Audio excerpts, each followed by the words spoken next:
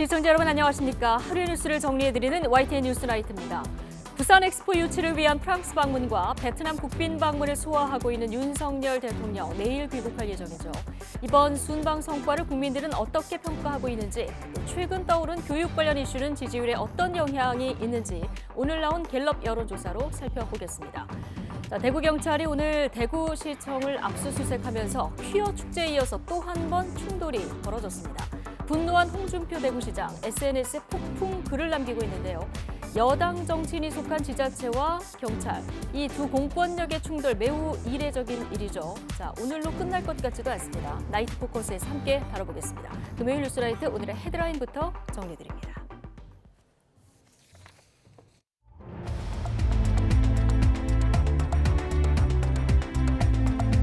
6월 23일 금요일 뉴스나이트 주요 뉴스입니다. 영아 2명을 살해하고 수년간 시신을 냉장고에 유기한 혐의를 받는 친모가 경찰에 구속됐습니다.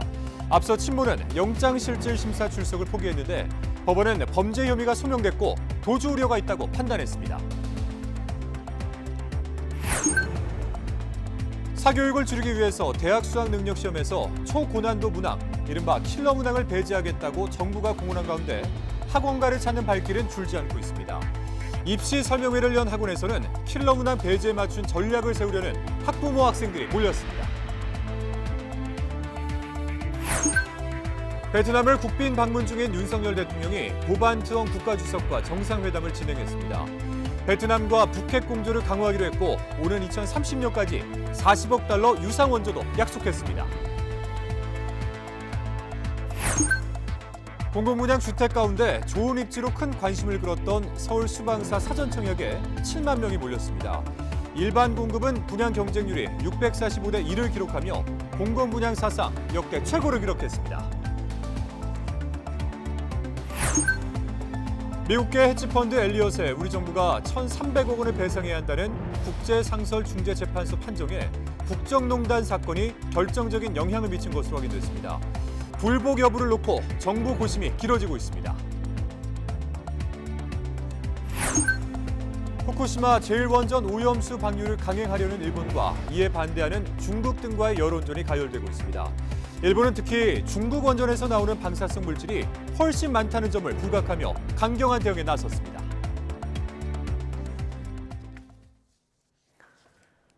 경기 수원에서 발생한 냉장고 영아 시신 사건과 관련해서 범행을 자백한 친모가 구속됐습니다.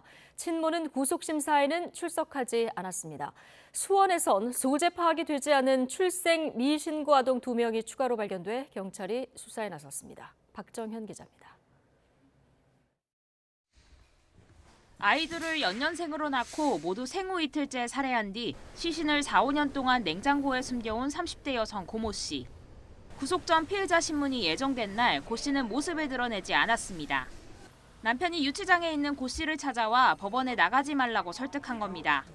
고 씨가 낸 심사 포기서에는 죄를 뉘우치고 있으며 얼굴이 노출될 경우 남은 아이들이 걱정된다는 내용이 담겼습니다.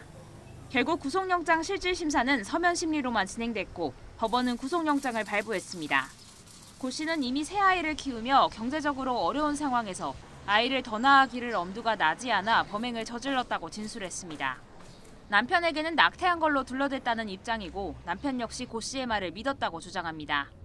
그러나 같은 집에 살면서 아내의 출산과 범행을 전혀 몰랐다는 걸 고지고대로 받아들이기는 어려운 만큼 경찰은 모든 가능성을 열어놓고 있습니다. 부부의 휴대전화를 포렌식 조사하고 남편이 범행에 가담하거나 적어도 방조했는지 수사하고 있습니다. 이런 가운데 사건이 발생한 경기 수원에서는 출산한 기록이 있지만 출생 신고를 하지 않은 사례가 2건 추가로 발견됐습니다. 먼저 지난해 출산한 30대 여성은 베이비박스에 아기를 두고 왔다고 진술했는데 경찰 조사 결과 아기는 이후 서울 관악구청으로 인계된 것으로 드러났습니다.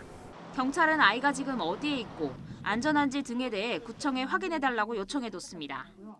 또 다른 한 명은 2019년 아이를 낳은 외국인 여성으로 주소지로 등록된 곳에는 현재 다른 사람이 사는 것으로 파악됐습니다. 이에 따라 경찰은 우선 여성과 아이의 소재를 파악하는 데 주력하고 있습니다. YTN 박정현입니다. 화성 영아 유기 사건의 친모가 아기를 유기할 때 친부도 함께 갔다고 경찰에 진술한 것으로 파악됐습니다. 경기 남부경찰청 여성청소년과는 아기를 유기한 혐의를 받는 20대 친모로부터 모르는 성인 3명에게 넘겨줄 때 20대 친부도 같이 갔다는 진술을 확보했습니다. 경찰은 친부를 불러서 조사한 뒤 디지털 포렌식 증인 친모의 휴대전화를 분석해 친부의 피의자 전환 여부를 검토할 계획입니다. 경찰 조사에서 친모는 지난해 1월 2일 서울 성북구에 있는 카페에서 온라인을 통해 만난 성인들에게 태어난 지 8일 된 여아를 넘겼다고 진술했습니다. 올해 초 인천에서 오랫동안 결석한 초등학생이 아동학대로 숨진 사건이 알려진 이후 정부가 전수조사를 벌였습니다. 전국에서 장기 결석 학생 6천여 명이 확인됐는데 20명은 아동학대를 당한 정황이 드러나서 경찰이 수사에 나섰습니다. 신지원 기자입니다. 지난 2월 인천 남동구에서 홈스쿨링을 한다며 장기 결석하던 초등학생이 아동학대로 숨진 채 발견됐습니다. 아이를 때렸습니까? 전 안 때렸어요. 아이를 무엇으로 때린 거나 뭐 이런 거 보신 적은 없으세요? 그거 있으니까. 이후 교육부와 복지부, 경찰청이 합동으로 장기 결석을 하는 유치원생과 초중학생을 상대로 전수조사를 벌였습니다. 올해 3월 한 달 동안 사유를 밝히지 않고 7일 이상 결석한 장기 미인정 결석 학생은 전국에 6,871명. 대안교육이나 학교 부적응 등이 이유였습니다. 이 중 59명에 대해 이상 징후가 발견됐는데 20명은 아동학대를 당한 정황이 드러났습니다. 경찰은 피해 아동 4명에 대한 사건을 이미 검찰에 넘겼고 나머지 16명에 대해서는 수사를 이어가고 있습니다. 정부는 피해 학생과 취약 아동들에게 전문 심리 상담과 학습 지원을 제공하고 안전이 우려되는 경우 보호자와 분리 조치했습니다. 아동학대 정황이 발견된 20명 학생의 경우에는 아동보호 전문기관에서의 상담 및 심리 지원, 가정 방문을 통한 수업 지원, 병원 연계 등을 실시하였습니다. 교육부는 앞으로 복지부, 경찰과 함께 매년 2차례씩 장기 결석 학생들을 대면 조사해 안전을 확인하기로 했습니다. 또 교육청 등 유관 기관과 함께 상담 치료 등 피해 회복을 지원할 방침입니다. YTN 신지원입니다. 정부가 사교육을 줄이기 위해서 수능에서 초고난도 문항, 이른바 킬러 문항을 배제하겠다고 밝힌 이후 학원을 찾는 발걸음은 줄었을까요? 수도권 유명 학원가에 가보니 킬러 문항 배제에 맞춘 새 전략을 알려준다는 입시 설명회가 성행하고 있었습니다. 윤웅성 기자가 취재했습니다. 대한민국 사교육 1번지로 불리는 서울 대치동. 입시 학원이 마련한 설명회가 끝나자 학부모들이 우르르 나옵니다. 대학 수학 능력 시험에서 이른바 킬러 문항을 빼겠다는 정부 지침에 어떻게 대비할지 알아보려 온 겁니다. 잘하는 아이는 전혀 문제가 되지 않는다. 이게 뭔가를 좀 더 쉽게 갈 수 있는 방향들을 계속 생각을 해내려고 하다 보니까 오히려 더 어려운 거지. 정부는 킬러 문항을 없애면 사교육 열기도 가라앉을 것으로 기대하는데 오히려 학원가는 새로운 환경에 발빠르게 대응하는 모양새입니다. 수능을 주로 반영하는 정시 전형이 앞으로 더 치열해질 거라며 수시에서 승부를 걸어보라고 제안하기도 합니다. 수능이 쉬워지면은 아이들이 체감하기에 이제 되게 많이 희망에 대한 것들이 많이 생기다 보니까 이제 다 정시로 많이 몰릴 거라는 얘기가 있으셨고 이제 대학생들 같은 경우는 이제 오히려 그 수시로 많이 해보는 게 좋은 부분이 많이 있을 것 같다라는 말씀하시더라고요. 한치 앞을 알 수 없는 안개 속 같은 입시에서 학부모들은 솔깃해집니다. 학점은 최저가 있기 때문에 쉬워지면은 그 최저를 높일 수가 있는 거죠. 상대평가이긴 하지만 그런 중간 이제 뭐 한 2, 3등급 아이들한테는 굉장히 좋은 거죠. 경기도 성남 분당에서 열린 논술 전형 입시 설명회에도 100명 넘는 학부모들이 참석했습니다. 수능 변별력이 약해질 가능성에 대비해 관심이 여러 전형으로 확대되는 겁니다. 문제가 쉬워지면 학점이 내려간단 말이에요. 그러면은 대학을 못 갈 수 있는 상황이니까 제가 논술을 지금 알아보러 온 거예요. 왜냐면 논술 등급을 못 받더라도 조금 못 받더라도 논술로 맞춰서 세자를 맞춰서 가야겠다 이렇게 바뀌는 거니까 오히려 사교육을 조정하는 일이 될 수밖에 없는 것 같아요. 예년 같으면 6월 모의평가 점수를 바탕으로 입시 전략을 세우곤 했지만 올해는 수능 출제 기조 자체가 바뀔 수 있어서 셈법은 복잡해지고 있습니다. 아무래도 정시의 불확실성이 좀 커지고 있는 상황이기 때문에 수시에 조금 더 적극적으로 합격을 노리는 학생들이 많아질 수 있다. 공부 방법, 그다음에 수시 정시 어떤 것을 선택할지에 대한 어떤 그 복잡한 셈법이 지금 만들어져 있다. 이렇게 볼 수 있죠. 교육부가 다음 주 올해 수능과 관련해 최종 계획을 발표하기로 한 가운데 당장 발등에 불이 떨어진 수험생과 학부모들이 불안감을 덜기 위해 학원으로 향하는 걸 막기는 쉽지 않아 보입니다. YTN 윤웅성입니다. 윤석열 대통령이 베트남 국빈 방문 이틀째 보반트엉 국가주석과 정상회담을 진행했습니다.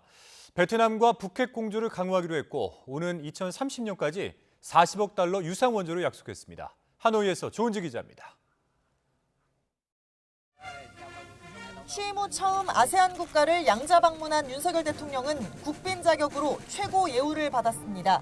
금색 하노이 주석궁의 대정원엔 태극기가 나부꼈고 군악대의 애국가 연주와 의장대 사열 등 정성스러운 환영식이 진행됐습니다. 윤 대통령과 보반트엉 국가주석은 95분 동안 회담했습니다. 두 나라는 수교 30주년을 맞은 지난해 포괄적 전략 동반자 관계가 됐는데 서로를 소중한 친구, 우선순위라고 언급하며 긴밀한 공조를 재확인했습니다. 최근 엄중한 국제 정세와 글로벌 복합 위기 속에서 양국 간의 공조가 그 어느 때보다도 중요합니다. 두 정상은 협정과 양해각서를 17개 체결했습니다. 오는 2030년까지 교역액 1,500억 달러를 목표로 원산지 증명서 전자교환 시스템을 구축해 수출입 기업들의 통관 효율성을 한층 높이고 국제 면허증이 있으면 서로의 나라에서 1년간 운전할 수 있도록 했습니다. 윤 대통령은 오는 2030년까지 40억 달러의 유상 원조를 약속했습니다. 또 베트남을 우리의 인도태평양 전략의 핵심 협력국으로 꼽으면서 북한 도발에도 힘을 합쳐 대응하기로 했다고 강조했습니다. 북한의 핵 미사일은 영내의 가장 시급한 안보 위협입니다. 한국과 베트남은 아세안 및 양자 차원 모두에서 공조를 강화할 것입니다. 대통령실은 베트남 수교 30주년이었던 지난해 양국 관계 청사진을 그렸다면 이번 윤석열 대통령의 국빈 방문을 통해 구체적인 로드맵을 짰다고 총평했습니다. 하노이에서 YTN 조은지입니다. 후쿠시마 제1원전 오염수 방류를 강행하려는 일본과 이에 반대하는 중국 등과의 여론전이 가열되고 있습니다. 일본은 특히 중국 원전에서 나오는 방사성 물질이 훨씬 많다는 점을 부각하고 외신 보도에도 강경한 대응에 나섰습니다. 도쿄에서 김세호 특파원입니다. 후쿠시마 원전 오염수 방류를 눈앞에 두고 있는 일본에 중국은 연일 비판을 이어가고 있습니다. 说福岛核污染水安全无害。那么日方为什么不直接向日本国内排放核污染水，或将其用作农业工业用水？ 특히 태평양은 일본이 핵 오염수를 내보내는 하수도가 아니라며 태평양 지역 국가들이 직접 영향을 받는다는 점을 부각하고 있습니다. 일본의 방사성 위험이 있는 모든 정보를 요구하는 러시아와도 공동 전선을 형성하며 함께 압박하는 모양새도 취하고 있습니다. 이에 일본 정부는 중국 원전이 지난 2020년 방출한 삼중수소가 후쿠시마 제1원전이 내보낼 삼중수소의 최대 6.5배에 이른다고 반격했습니다. 오염수 해양 방류 시설의 시운전이 막바지인 가운데 도쿄전력도 방류할 오염수의 삼중수소가 기준치 이하로 나타났다고 발표했습니다. こちらについても基準として1リットル当たり100万ベクレル未満ということを確認するということになりますが、結果ですね、1リットル当たり14万ベクレルということで、こちらも基準を満足していると。 홍콩이 오염수 방류가 시작되면 일부 일본산 수산물 수입을 금지하겠다고 하자 일본은 압박을 예고하기도 했습니다. 일본이 IAEA와 유착해 유리한 결론을 유도했다는 우리나라 한 인터넷 매체의 보도에 대해서도 반박 자료와 브리핑을 통해 이례적으로 강하게 대응했습니다. 以上の通りご指摘の報道は事実無根であり、日本政府としてこのような無責任な偽情報に対し、失礼しました、偽情報ルフに対し強く反対いたします。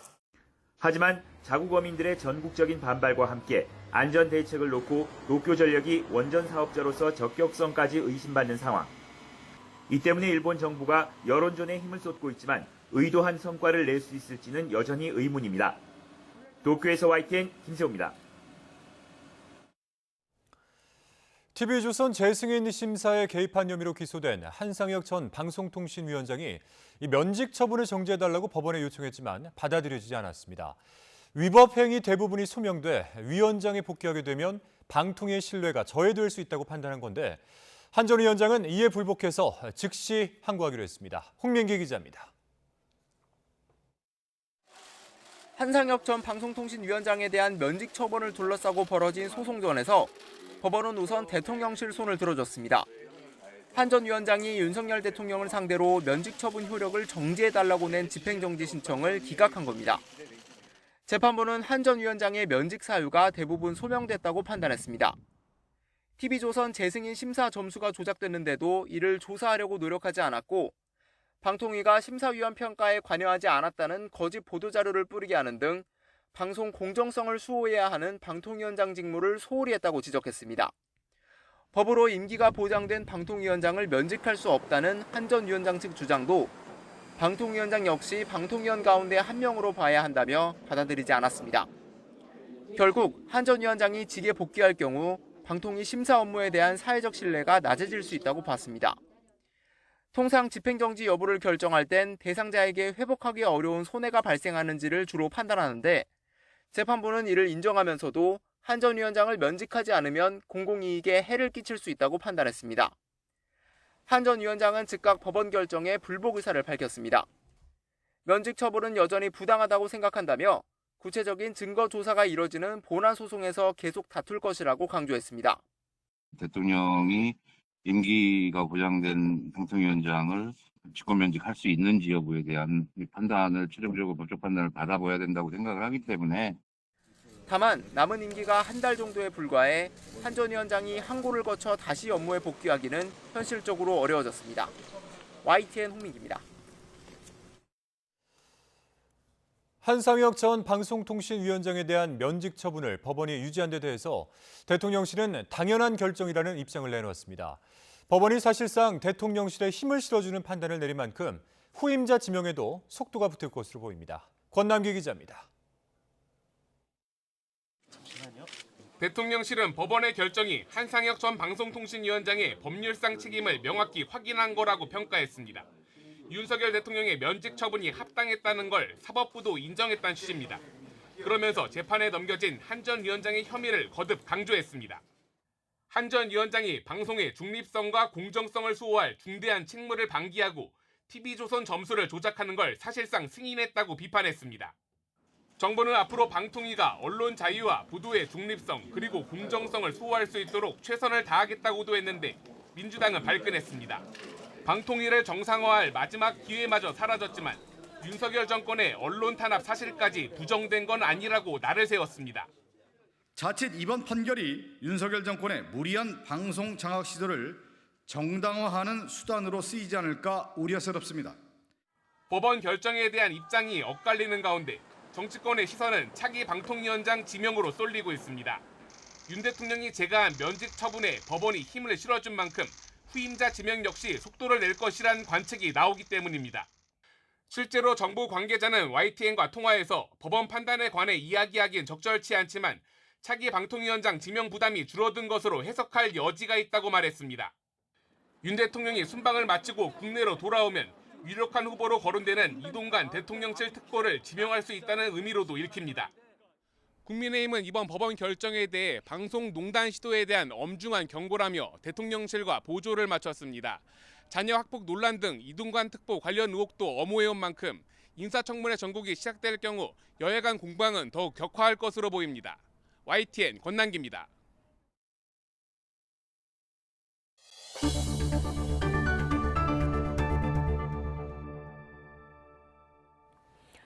미국계 헤지펀드 엘리엇에 우리 정부가 1,300억 원을 배상해야 한다는 국제상설중재재판소 판정에 국정농단 사건이 결정적인 영향을 미친 것으로 확인됐습니다.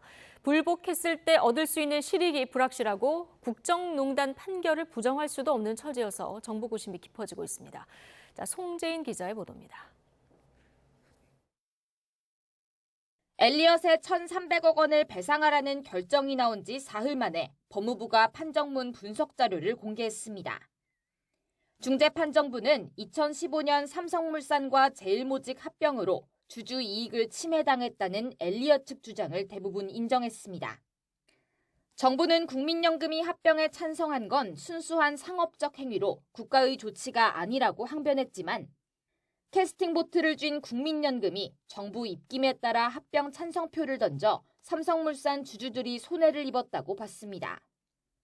이 판단 근거가 문영표 전 복지부 장관과 홍완선 전 국민연금 기금운용본부장의 징역형이 확정된 박근혜 정부 국정농단 판결이었습니다.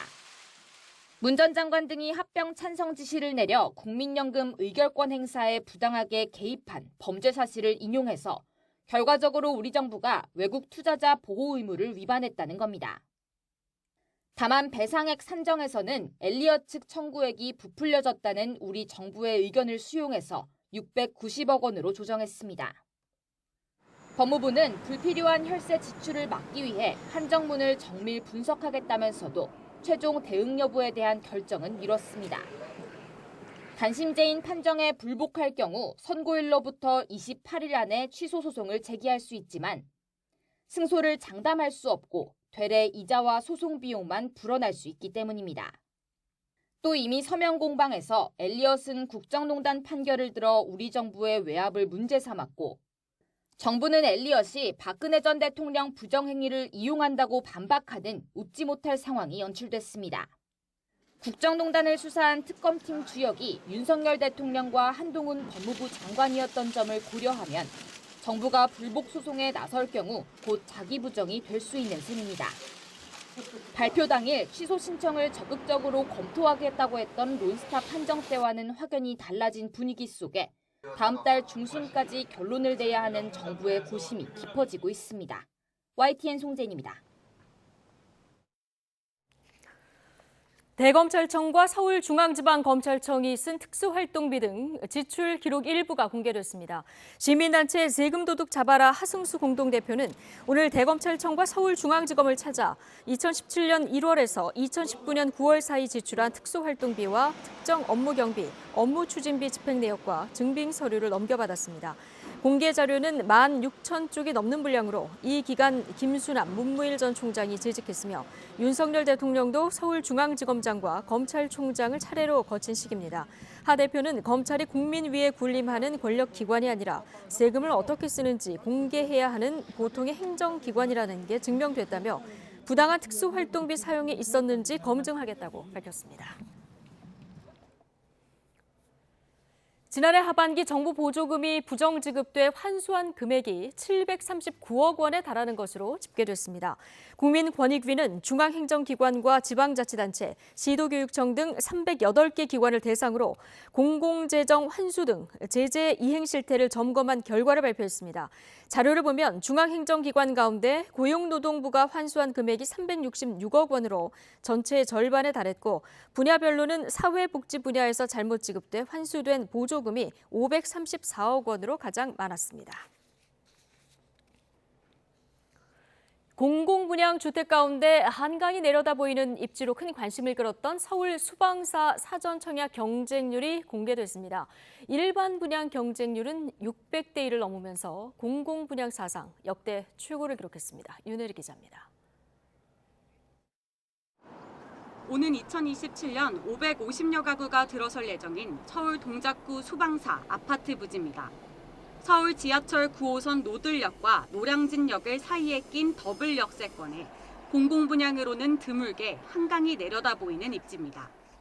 사전 청약 평균 경쟁률은 283대 1. 일반 분양은 79가구 모집에 5만 명 넘게 몰리면서 평균 경쟁률은 645대 1을 기록했습니다. 공공분양 가운데 역대 최고 경쟁률입니다. 특별 공급은 176가구 모집에 2만 명이 신청해 경쟁률은 121대 1입니다. 무엇보다 관심을 키운 건 분양가입니다. 전용 면적 59제곱미터 추정 분양가는 8억 7천만 원 수준으로 다소 비싼 편이지만 비슷한 면적의 주변 아파트 매매가보다 최소 수억 원이 더 저렴합니다. 당첨만 되면 로또 청약이라 불리는 이유입니다. 하지만 높은 분양가 탓에 사회초년생은 대출을 받더라도 자금을 조달하기 어려워 금수저 청약이 아니냐는 볼멘 소리가 나오기도 했습니다. 9억 원 이하 주택에 최대 5억 원까지 대출이 가능한 특례 보금자리론을 이용한다 하더라도 잔금일 전까지 최소 3억 원을 마련해야 합니다.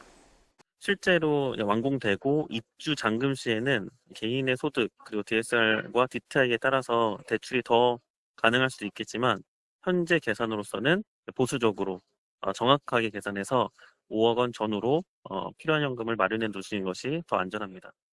사전 청약 당첨자는 다음 달 초 발표되며 본 청약은 내년 9월 중순 다시 열립니다.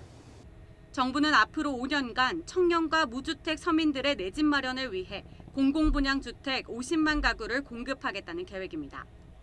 이번 달 말에는 경기 남양주 왕숙, 안양 매고, 서울 고덕 강해 3단지에 사전 청약 특별 공급 모집이 예정돼 있습니다. YTN 윤혜리입니다.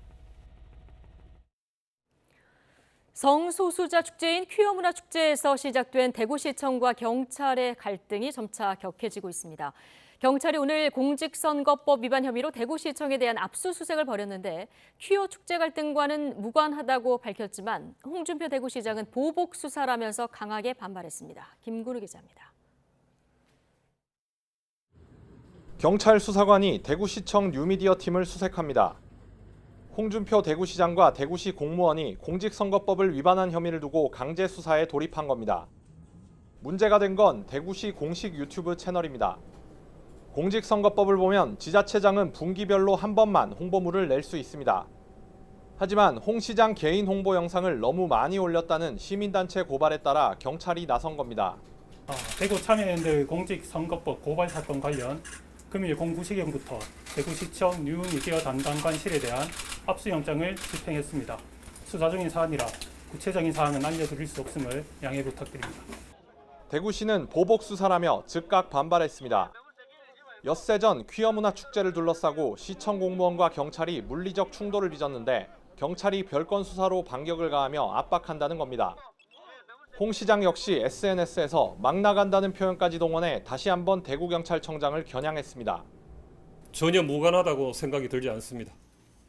오비일학이라고 하지 않습니까? 공권력의 집행도 오해받을 짓은 안 해야죠. 또 다른 해석도 나옵니다. 오히려 홍 시장이 퀴어 축제를 빌미로 대구경찰을 정치적으로 압박해 수사 초점을 흐린다는 의견입니다. 경찰은 퀴어 축제가 열리기 전에 영장을 발부받아 수사하는 사안으로 갈등과는 무관하다고 강조했습니다. 대구경찰은 적법한 법 집행을 하려고 하는 부분이 있고 앞으로도 그렇게 할 것이고요. 보복 수사란 말은 있을 수 없다고 생각합니다. 같은 수사를 두고 상반된 해석이 나오면서 초유의 물리적 충돌까지 빚은 대구시와 대구경찰 두 공권력의 갈등이 깊어지고 있습니다. YTN 김근우입니다.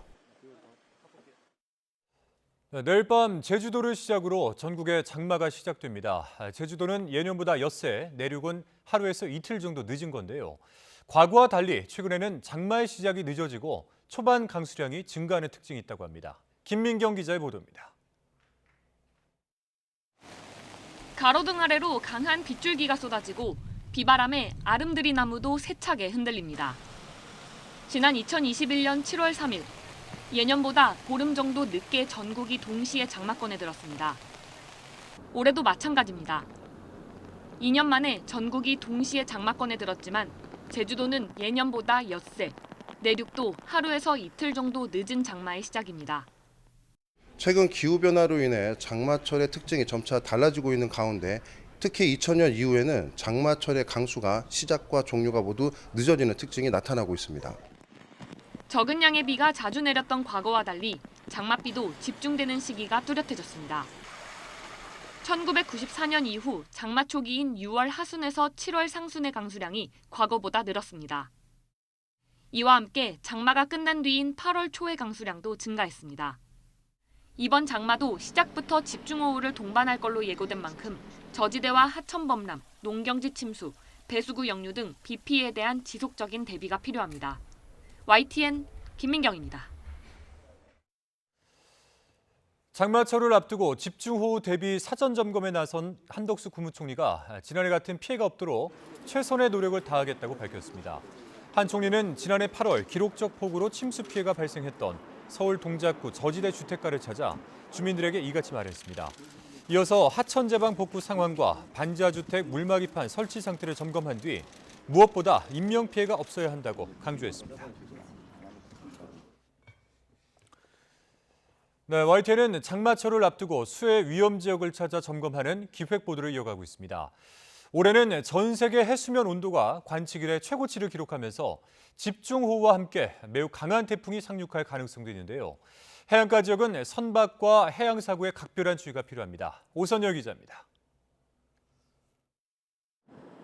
거센 비바람이 덮친 목포 앞바다. 1200톤급 대형 해상 크레인이 바다를 표류합니다.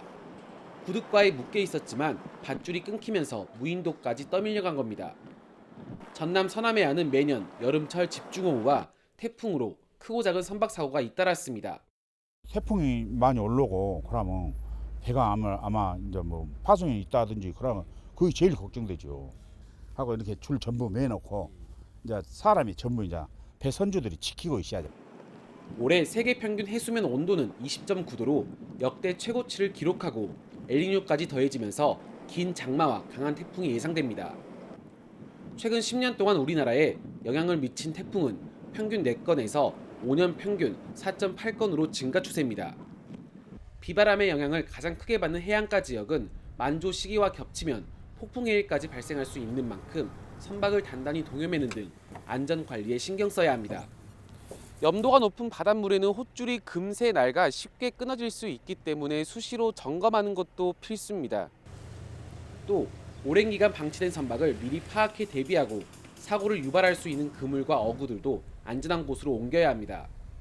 해양경찰도 장마와 태풍 내습 시기에 맞춰 구조 대응 태세 유지와 순찰 활동을 대폭 강화했습니다. 해양 종사자께서는 실시간 기상 정보 확인과 함께 선박 및 관련 시설물에 대한 안전 점검 등 피해 예방에 힘써주시고 태풍 등 기상 위험 상황 시 해안가, 저지대, 방파제 출입을 자제해 주시기 바랍니다. 기후변화로 더 범람하는 자연재해, 미리 알고 대응하면 소중한 목숨도 지키고 재산 피해도 줄일 수 있습니다. YTN 오선열입니다. 네, 어제 아침 9시쯤 경기 고양시 관산동에 있는 16층짜리 아파트 옥상에서 초등학교 5학년 A군이 떨어졌습니다. A군은 머리를 크게 다쳐 심정지 상태로 병원으로 옮겨졌지만 숨졌습니다. 경찰이 확보한 A군의 일기장에는 학교 폭력이 의심되는 정황이 담겨 있는 것으로 알려졌습니다. 경찰은 A군이 실제로 학교 폭력 피해를 겪어왔는지 등 자세한 사고 경위를 조사하고 있습니다. 절도죄로 복역하고 출소한 지 2달 만에 다시 금은방을 돌며 금목걸이를 훔친 남성이 경찰에 붙잡혔습니다. 직원이 바로 앞에 있는데도 순식간에 목걸이를 훔치고 다시 직원과 이야기를 나누는 등 대범한 모습을 보였습니다. 권준수 기자입니다. 금반지와 금목걸이가 진열된 금은방. 흰 모자를 눌러 쓴 남성이 걸어봤던 목걸이를 진열대에 내려놓습니다. 그러나 실은 손 아래 슬쩍 감춘 거였고 태연히 다른 목걸이를 들며 손 안에 아무것도 없는 것처럼 행동하기도 합니다. 맞은편 직원은 전혀 눈치채지 못합니다. 이 남성은 다른 금은방에서도 목걸이 무게를 재달라고 부탁하는 등 시선을 분산시킵니다. 점원이 잠깐 등을 돌린 사이 이번엔 휴대전화 아래에 금목걸이를 숨깁니다. 이렇게 지난달 20일부터 보름 동안 서울과 부산을 돌아다니며 귀금속 가게 7곳에서 금목걸이 7개, 2,200여만 원어치를 훔친 40대 A씨. 경찰은 피해 업주의 신고를 받고 추적 끝에 지난 13일 밤 경기도 안양에서 A씨를 붙잡았습니다. 전국에서 귀금속을 훔친 피의자의 범죄 수법이 매우 교묘하고 과거의 범죄 전력을 봤을 때 몇 회 범죄가 있을 거라고 판단했습니다. 그런 점에서 저희가 250여 대의 CCTV를 분석해서 추적했고요. 경찰은 A씨에게 피해를 입고도 모르는 가게가 더 있을 수 있다고 보고 추가 범행이 있는지 추궁하고 있습니다. 실제로 업주 한 명은 CCTV를 돌려보고 나서야 당한 걸 알았다며 당혹스러움을 감추지 못했습니다. A씨는 또 역시 절도죄로 지난 3월까지 복역했던 것으로 확인됐습니다. 출소한 지 2달 만에 다시 같은 범죄를 저지른 거라 가중처벌을 받게 될 것으로 보입니다. 경찰은 A씨가 훔친 금목걸이를 사들이면서 신분을 제대로 확인하지 않은 귀금속 업주 2명도 업무상 과실작물 취득 혐의로 불구속 송치했습니다. YTN 권준수입니다.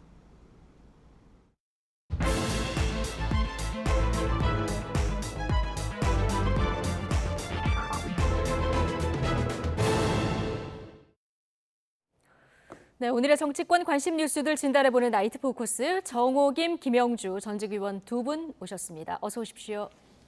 안녕하십니까?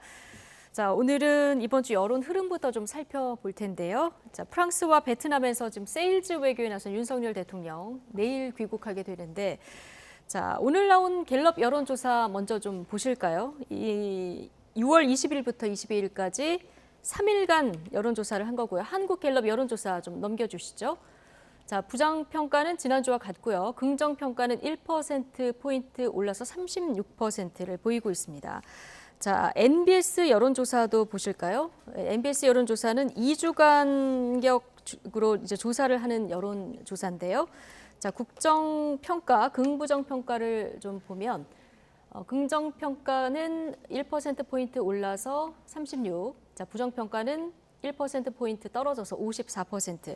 자, 두 여론조사 흐름이 좀 비슷한 이런 양상이에요. 어떻습니까? 이번에 그 순방 효과 일부가 좀 반영된 걸까요? 그런데 이제 갤럽이라든지 또 엠브레인 퍼블릭 그 여론조사를 보면은 그 전에 조사하고 수치가 그렇게 별로 큰 차이가 나지 않고 있어요. 근데 사실 우리가 기억해 보자면은 지난주에서부터 오늘에 이르기까지 또 2주 전부터 오늘에 이르기까지 정말 정치권에 정말 눈코 뜰 새 없이 사건들이 마치 또 롤러코스터를 타듯이 다양한 그렇죠. 사건이 있었거든요. 그런데 이렇게 그 일관되게 어떤 수치를 유지한다라고 하는 것은 그리고 그 퍼센티지가 지금 그렇게 크게 차이가 나지 않습니다. 예. 그래서 이거를 큰 성과 내지는 어떤 그 실수가 있었다고 보기보다는 지금 대통령이 그 예를 들어서 어떤 문제가 있다 하더라도 야당이 그보다 더한 그런 문제나 논란을 일으킴으로써 일정 정도 지금 상쇄시키는 그런 부분이 있는 것이 아닌가. 사실 외교에 있어서 지금 그 부산 엑스포 유치는 아직 결론이 난 게 아닙니다. 11월 28일 날 결론이 나고 어쨌든 우리가 본 모습은 지금 대통령이 굉장히 열심히 외교 유치전을 하고 있다라는 것은 봤어요. 그런데 이제 뭐 예를 든다면은 그 수능 뭐 난이도 문제라든지 후쿠시마 문제라든지 여러 가지 문제가 있었잖아요. 그럼에도 불구하고 지금 젊은 층에서 오히려 민주당으로부터의 이탈이 이루어진다. 이게 왜 그럴까를 생각해 봤는데요. 제가 볼 때는 그래서 대통령의 지지도가 왜 조금 올라갔느냐를 대답하기 위해서는 민주당이 뭘 잘못해가지고 지금 국민들로부터 그 지지율에 이반이 생기는가를 설명하는 편이 오히려 수월할지도 모르겠습니다. 예를 든다면 싱하이밍 중국 대사의 논란 있는 발언 이후에 또 그 몇몇 의원들이 중국을 방문했고 심지어는 티벳까지 방문을 한 예도 있었고요. 그리고 이제 후쿠시마 같은 경우도 바로 얼마 전에 소위 그 사드 괴담과 관련해서 이것이 괴담이었다라는 것이 환경 영향 평가로 지금 확인이 됐거든요. 그러다 보니까는 대통령의 그 지지율에 오히려 1%가 올라가고 그 수능과 관련한 논란에도 불구하고 큰 변화가 없었다라고 조심스럽게 설명할 수 있는 게 아닌가 그런 생각이 들었습니다. 자, 갤럽 여론조사에서 긍정평가 그리고 부정평가의 요인이 뭐냐 이걸 좀 따져봤는데 긍정평가도 1위가 외교고요. 부정평가도 1위가 외교입니다. 자, 외교가 이렇게 양쪽 모두 1위로 나타난 게 좀 한참 되긴 했는데요. 지난주 대비 긍정 평가가 한 6%포인트 정도 올랐더라고요.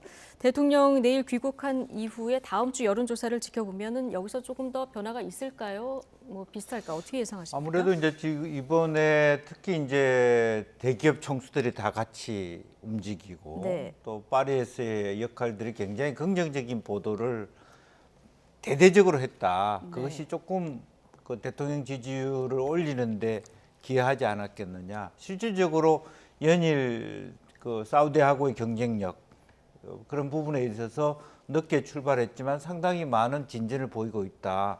뭐 그런 부분들이 이제 긍정적으로 대통령이 어떤 앞으로 이 2030년 부산 엑스포가 마치 거의 다 이렇게 되면 결선 투표까지 가면 부산을 가지고 올 것처럼 그렇게 이제 예견하는 희망을 굉장히 주고 또 투자 유발 효과가 뭐 60조가 되느니 이제 이런 부분들을 상당히 사람들의 마음을 긍정적으로 하게 하는 또 뭐 싸이라든지 또 뭐 대통령의 유창한 영어 프레젠테이션이라든지 이런 것들이 상당히 마음을 움직이게 하는 임팩트를 주었다는 생각이 들고요. 그럼에도 불구하고 실질적으로 또한 외교가 부정적인 부분은 예컨대 이런 겁니다. 중국과 러시아에 대해서 그렇게 적대적이어야 되느냐. 실제로 경제적인 측면에서. 예컨대 혹은 일본에 대해서 너무 그렇게 친일적으로 가야 되느냐. 이런 데 대한 근본적인 문제의식이 있는 거거든요. 우리 국민들은 항상 절대적인 적, 절대적인 동지 없는 상태에서 살아왔기 때문에 지금 너무 지나치게 미일 중심적인 외교. 네. 또 일본 같은 경우는 사실은 지금 현재 미일 관계를 돈독게 하면서도 러시아 기름들을 최고의 높은 가격으로 살 수 있도록 설득해서 다 한단 말이죠. 근데 우리만 바보같이 전혀 그런 걸 하지 않은 그런 것들을 국민들이 모를까요? 그렇기 때문에 실제적으로 겉으로 보이는 화려한 외교는 했지만 실익이 되는 외교는 못한다. 이것이 그 두 가지 어떤 긍정적인 요소도 높고 부정적인 요소도 높은 그런 배경이 아닌가 그렇게 보여집니다. 예. 자, 이 긍부정 요인 앞서 보여주신 그래픽 한 번만 더 보여주시면요. 자, 이 갤럽 여론조사 계속 보고 계신데요. 여기서 1위는 둘 다 이제 외교인데요. 하나 눈에 띄는 게 교육 정책이 처음 들어갔는데 긍정도 4%, 부정도 4% 이렇게 나왔거든요. 이 이슈 뭐 그 수능 발언 논란 때문인 것 같은데 이게 좀 상반된 시각을 그대로 보여주는 것 같습니다. 앞으로 이 관련 이슈가 지지율에 어떤 방향으로 영향을 미칠 거라고 보십니까? 근데 제가 지금 갖고 있는 자료에 따르면 갤럽 여론조사 기간이 6월 13일에서 15일까지예요. 네. 근데 대통령 발언은 15일에 나왔습니다. 그렇기 때문에 그 처음에 그 수능 관련 발언이 이 갤럽에서 어느 정도 그 반영이 되었을지 그걸 좀 따져봐야 될 것 같고요. 그다음에 그 엠브레인 퍼블릭 같은 경우는 지금 조사 기간이 19일에서 20일인데 20일이고요. 갤럽이 그때는 20일부터 23일까지로 그러면은 여기 조사 기간 6월 13일에서 15일은 잘못된 겁니까? 자료에 보면은 지금 대통령 직무수행 평가 갤럽하고 13일에서 15일로 돼 있거든요. 조사 기간이. 예, 이거 밖에서 한번 확인해 주실 수 있을까요? 저희 오늘 나온 여론조사를 가지고 지금 살펴보고 그렇다면 있고요. 엠브레인 퍼블릭 갤럽은 20일에서 22일로 이렇게 되어 있습니다. 예. 그 이유가 뭘까를 그러면은 22일경에 갤럽 여론조사가 시행되었다라는 전제로 말씀을 드리자면 아마 지금 그 고3 또는 뭐 고2 학생을 둔 학부모는 그 내용에 대해서 굉장히 그 디테일하게 알고 있기 때문에 소위 그 킬러 문항이라든지 또 킬러 문항을 없앨 경우에 어떤 그 상황이 그 개진될지에 대해서 굉장히 고민을 하겠죠. 그리고 당장 그 150일 후에 수능을 봐야 되는데 지금 뭔가가 바뀐다는 거에 대해서 굉장히 불편할 거예요. 그런데 이제 그런 부모 외에 일반인들의 상식으로 보면은 왜 수능 문제가 이렇게 어려워야 돼? 잘 없앴어. 하는 부분하고 그 다음에 또 이제 촉발된 부분이 스타 강사의 연봉이 얼마다 막 이런 얘기가 나오면서 또 심지어는 그 학원가의 뭐 운동권 뭐 이런 여러 가지 기사들이 나왔잖아요. 근데 지난번에도 제가 말씀드린 기억이 나는데요. 보통 우리 그 국민들이 정치 관련 이슈를 그렇게 꼼꼼하게 들여다볼 정신적 그다음에 시간적 여유가 없어요. 생업에 바쁘지 않습니까? 그러니까 큰 부분을 보거든요. 그렇게 볼 때 어려운 문제를 없애면 애들이 학원에 덜 가지 않을까? 이렇게 단순하게 생각하는 사람들도 꽤 있지 않을까. 그래서 오히려 교육과 관련해 가지고 저는 이것이 상당히 그 파장이 있으리라 생각했는데 오히려 여론의 추이로 보면은 별로 그렇게 오히려 긍정도 부정도 거의 비슷한 수치가 나왔다는 거 아닙니까? 그렇게 볼 때 여당으로서는 조금 안도하지 않을까 그런 생각도 듭니다. 예, 자 교육부가 26일에 6월 모의고사에 이 킬러 문항이 또 어떤 문항인지 이걸 또 공개를 하고 그리고 이 교육 대책을 좀 발표하겠다고 하니까요. 이거 좀 지켜봐야 될 것 같고요. 앞서 그 갤럽 여론조사는 전국 만 18세 이상 1,000명을 대상으로 6월 20일부터 20일까지 3일간 여론조사를 진행했다는 거 다시 한번 좀 말씀을 드리고요. 정당 지지율로 좀 넘어가겠습니다. 갤럽부터 좀 보여주실까요? 정당 지지율 갤럽 여론조사를 보시면 자, 국민의힘이 1%포인트 올라서 35%고요. 더불어민주당이 3%포인트 내려서 31%. 그런데 이 조사는 오차 범위 내에서 이제 움직임을 보이고 있고요. MBS 보실까요? 어제 발표된. 자, 국민의힘과 민주당의 격차를 보시면 자, 10%포인트까지 이제 벌어진 이 부분이 눈에 띄니다. 자, 김영주 의원님. 네. 자, 어떤 원인이 있었을까요?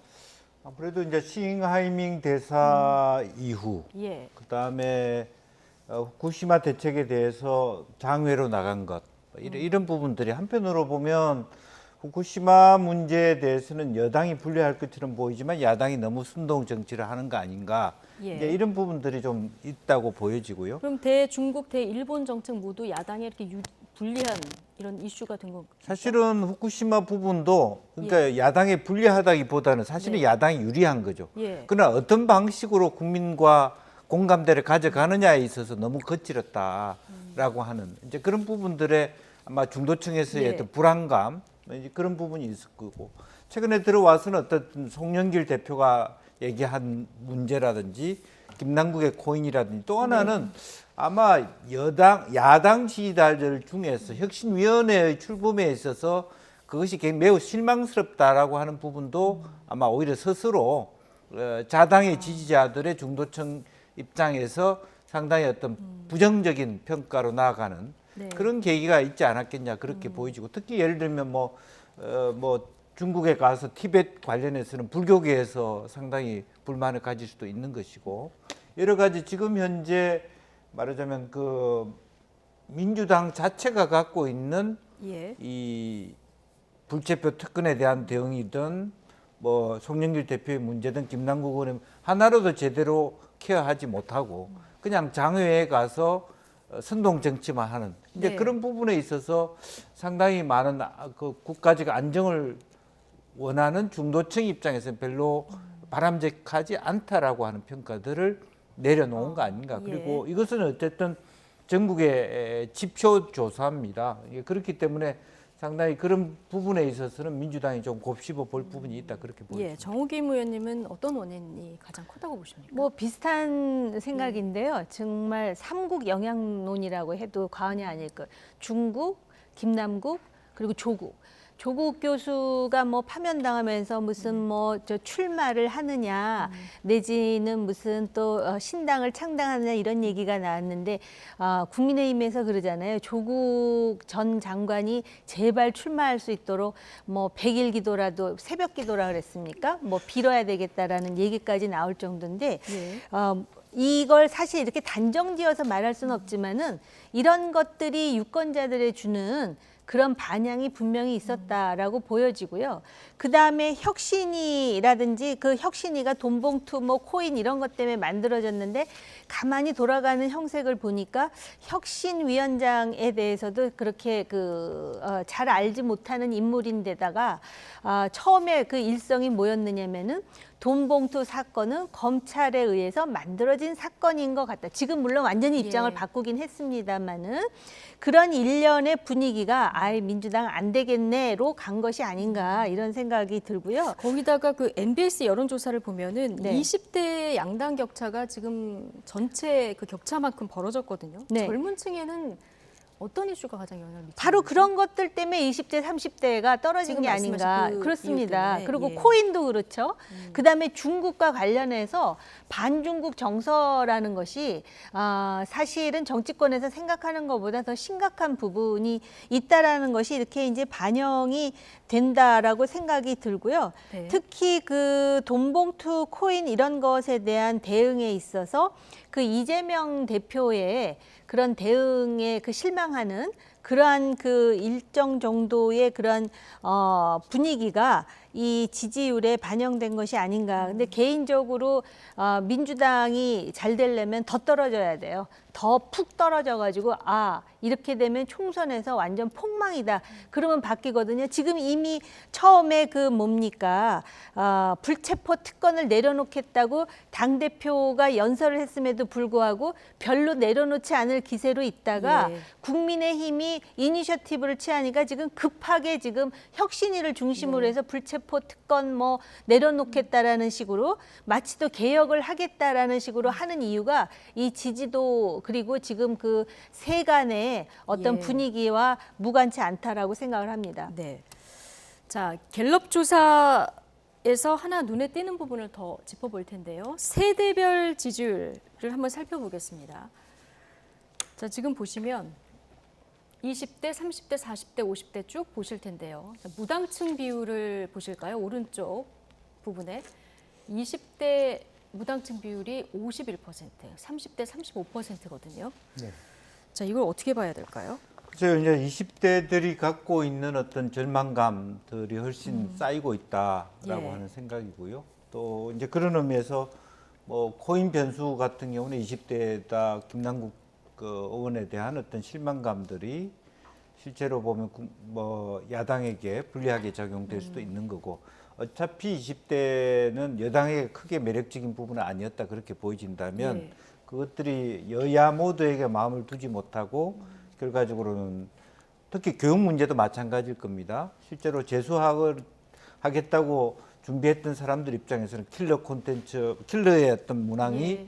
없어진다라고 하는 것들이 어쨌든 불안감을 증폭시킬 것이라고 보여지고, 아까 제가 그런 말할 기회가 없어 못했습니다만은 교육 대상자들에 있어서는 마이너스 요소가 많았을 거고 예. 일반적으로 5, 60대 교육과 무관한 사람들은 잘했지. 대통령이 그 비싸게 사교육 시장 없애는 거 잘했지. 오히려 이렇게 갔어요. 당사자들한테는 마이너스지만 그렇죠. 왜냐하면 일반 국민들이 갑자기 봤을 때 불안정해졌기 예. 때문에 또 어떤 형태는 사교육 시장을 공격했지만 그거 빈틈을 비집고 또 하나의 사교육 시장이 생기고 있거든요. 이제 예. 그런 부분에 대해서 정확하게 이 표층이 학부모, 학생들, 고3 학생들을 두는 학부모, 오히려 강남 이쪽 지역이 훨씬 민감하게 반응했을 가능성이 많다라고 보여지는 게 있고, 재수생 그런 부분이 있습니다. 그래서 그런 부분에 있어서도 정확하게 교육의 현실을 바로 체감하고 있는 자들이 여야 모두에게 실망하고 있는 건 분명하다. 예. 그렇게 보여집니다. 지금 말씀해 주신 이런 여러 가지 이유 때문에 지금 20대에서 이렇게 무당층이 많다. 자, 젊은 층 표심을 겨냥한 걸까요? 오늘 홍대 소재에 있는 한 소극장에서 해결사 김기현이 간다, 이런 행사가 열렸는데요. 대학생들과 만나서 지원책을 직접 발표했습니다. 자, 잠시 보고 오시죠. 청년들이 많이 출마해 주셨으면 좋겠고요. 제가 그 지방선거 마친 다음에 우리 지방의원들 쭉 이렇게 만나기도 하고 간담회도 가졌는데 엄청 젊어졌어요.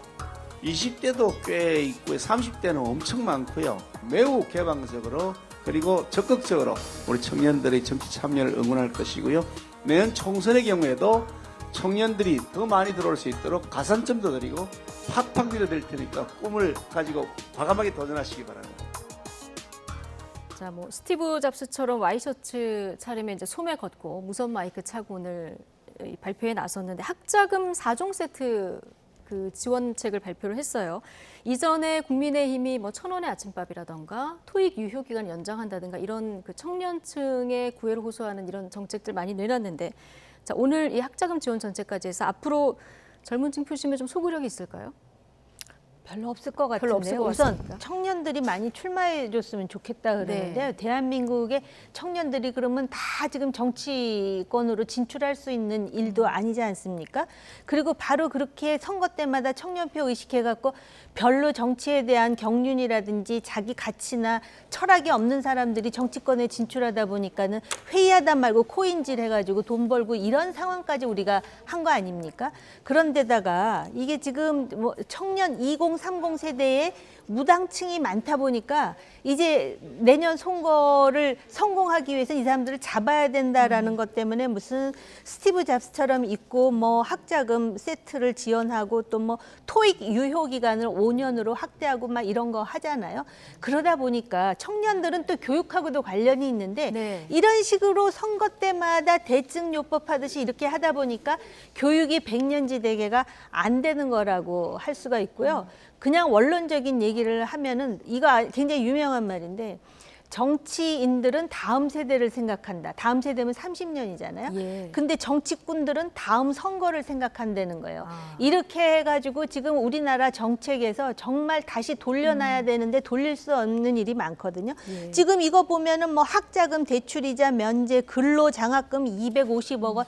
그러면은 복지는 또 어떻게 예산을 충당할 것이며 마치도 정치인들 저럴 때 말하는 거 보면 아주 지 주머니에서 그냥 다 뽑아내줄 것처럼. 본인 주머니에서. 그런데 예. 이게 자기 주머니예요, 우리 주머니죠. 네. 이게 문제라는 거예요. 그런데 이게 그렇다 그래갖고 그 청년들한테 이렇게 얘기하면 받아들이나 이거는 70년 전에 고무신으로 표가 예. 그 왔다 갔다 할 때 얘기고요. 그러다 보니까 지금 20대의 무당층이 51%, 30대도 무당층이 훨씬 많은 이런 현상이 벌어지는 거예요. 네. 당 대표로서 난방샷스 있고 뭐 하는 것도 중요하지만 실질적으로 그 뭐랄까 장기적인 플랜 속에서 어떻게 하면은 그 젊은 사람들에게 설득력 있게 다가갈 수 있는지를 좀 고민할 필요가 있습니다. 네, 정치꾼들보다는 다음 세대를 생각하는 정치인들이 좀 많아져야 된다. 근데 민주당도 청년 대책을 내놓는 거 보면은 뭐 약간 결이 비슷한 정책도 있고 조금 뭐 노선이 다른 정책도 있는데 어쨌든 양당 모두 지금 청년층에 올인하고 있는 거 아니겠습니까? 네, 그렇습니다. 어떤 부분에 좀 집중해야 소구력이 있을까요? 실제로 보면은 지금 이제 학자금 대출 이런 얘기를 해봤자 결국에는 빚 아닙니까? 네. 그래가지고 그 사람들이 미래에 뭐 대학을 가든 안 가든 뭐 실제로 어떤 자기 일자리를 가질 수 있는 그런 부분이고요. 또 실제로 현재 4차 산업혁명과 관련해 새로운 미래가 나타날 수 있도록 탈규제, 제도적인 변화를 통해서 새로운 기업이 우리나라에 더 유치될 수 있도록 해야 되는데 이 새로운 기업들이 들어올 수 있는 규제는 그대로 막아놓고 실제로 대학생들 대출 이자 줄인다고 해서 이 문제가 해결되지 않지 않습니까? 결과적으로 대학이 사멸해 가고 있고 중앙과 지방의 대학의 격차가 훨씬 더 줄어들었습니다. 예를 들면 우리 젊은 시절에 부산대학, 경북대학이 연고대 수준이었어요. 예. 지금 현재 부산대학, 경북대학, 뭐 호남에도 대학이 전남대학도 있겠습니다만은 지금 서울에 있는 중하위권 대학 뭐 다 안 되는 그런 구조적인 문제가 있고 인구 절벽에 의해서 그나마 그 대학도 생존해 갈 수 없다면 자기의 미래가 없다 그렇게 볼 수 있지 않겠습니까? 그런 면에서 실제로 보면 지방자치법의 개정이라 전혀 이게 다를 것처럼 보이지만 미국도 보면 아마존을 끌어들이는 것은 지방이 세율을 조정할 수 있는 권한이 있다든지 그야말로 우리 국회, 우리 정치인들이 합리적으로 전략적으로 우리나라의 숨통을 키워서 그렇게 일자리가 새롭게 들어오고 할 수 있도록 만들어주는 걸 해야지 그냥 아이들한테 학자금 대출 이자 깎아줄게라는 것으로 아이들이 속지 않는다 더 이상 그런 부분에 대해서 조금 더 전공법적인 시대의 변화에 맞는 규제 개혁, 규제 혁신 말만 하는 것이 아니라 실제로 그런 것들이 있어야만 아 정말 정부가 젊은이들을 생각하는구나 그렇게 느낄 것 같아요. 이렇게 단기적인 정책이 눈에 들어올 수는 있겠지만 결과적으로 두 분 모두 이제 길게 보는 정책을 만들어야 이게 20대들의 마음도 결국은 사로잡을 수 있다. 자, 이런 의견이신데요. 자, 쇄신도 사실 이 정치권의 굉장한 화두인데요. 오늘 민주당 혁신이 앞서 잠깐 언급을 해주셨는데 불체포 특권 포기를 당론으로 정하자 이걸 요구하는 것을 이제 첫 쇄신안으로 내걸었습니다. 엇갈리는 당내 분위기가 지금 감지가 되는데 결국 민주당 지도부가 어떤 선택을 할까요? 당론으로 받아들일까요? 지금 불체포 특권 포기를 혁신위에서 꺼내들었잖아요. 예.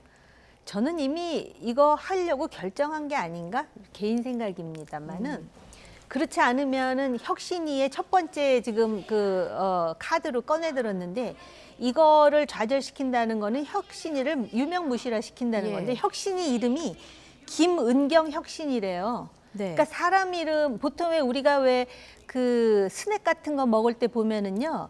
그 포장지에 이렇게 만든 사람 이름을 해가지고 자기 신뢰도를 높이는 그런 효과인지 모르겠지만 제가 볼 때는 김은경 혁신위원장이 사실 대중들도 잘 모르고 심지어는 그 당내 정치인들도 모르는데 힘을 실어주기 위해서 뭐 민주당 다시 태어나기 위원회 이런 게 아니라 김은경 혁신이잖아요. 네.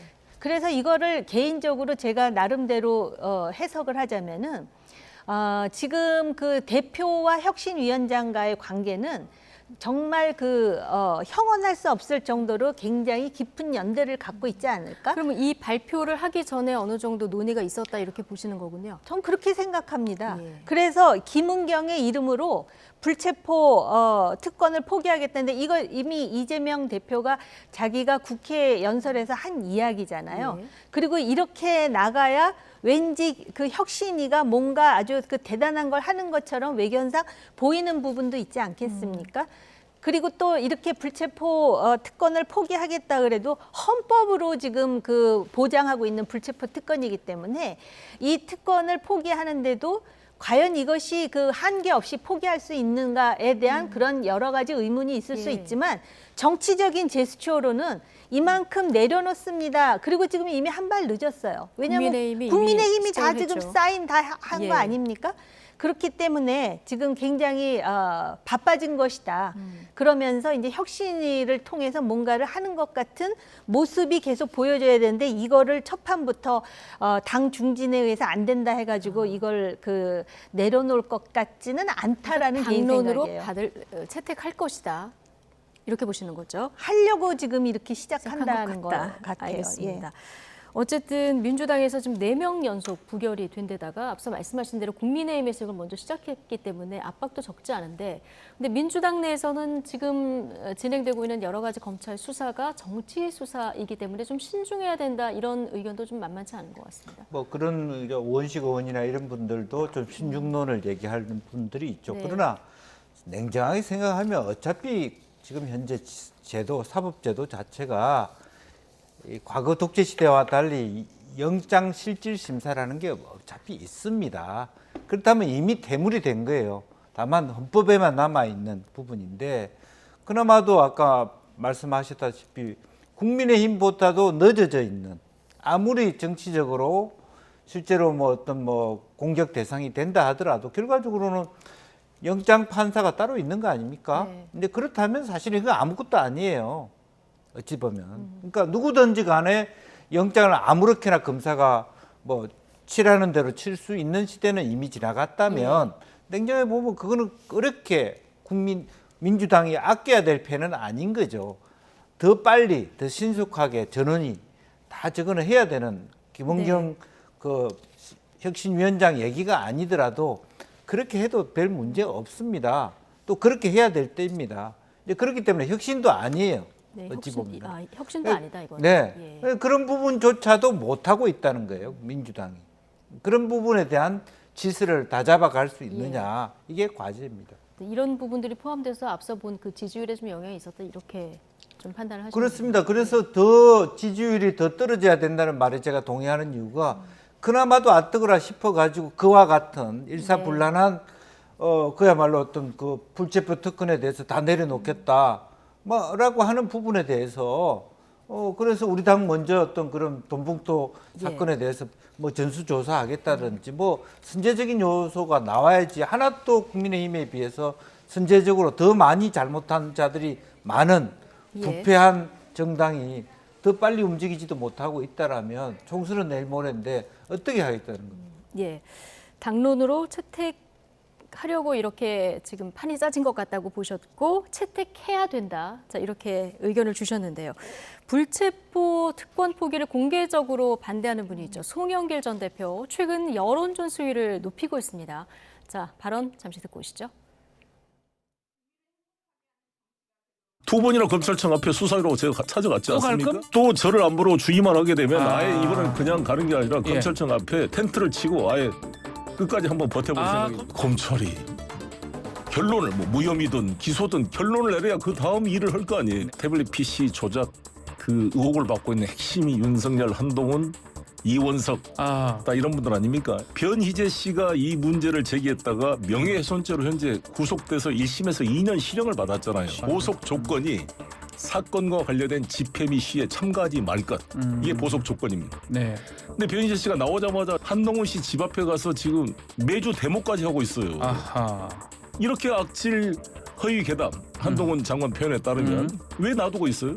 보석 바로 취소하세요. 이 태블릿 PC 사건을 수사했던 담당 검사로서 변희재 씨의 질문에 공개적으로 답을 해라라고 계속 요청하는 거죠, 저는. 자, 검찰이 좀 증거를 조작하느라 지금 소환이 빨리 안 되고 있다. 이런 의견을 하면서 검찰청 앞에서 텐트 치고 내가 버틸 것이다. 오늘 이런 얘기를 했는데 어제 오늘 한 얘기 중에 좀 눈에 띄는 부분이요. 그 국정농단 때 태블릿 PC, 자, 이 조작서를 좀 꺼냈는데 변희재 씨 입장에서 설명하는 부분도 조금 전에 이제 들어보실 수 있고요. 이게 전직 민주당 대표가 주장하는 것으로는 조금 이해가 안 간다.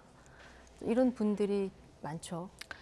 진짜 살다 정말 이렇게 변화무쌍한 대한민국의 정치 현상을 목도하게 될 줄은 몰랐습니다.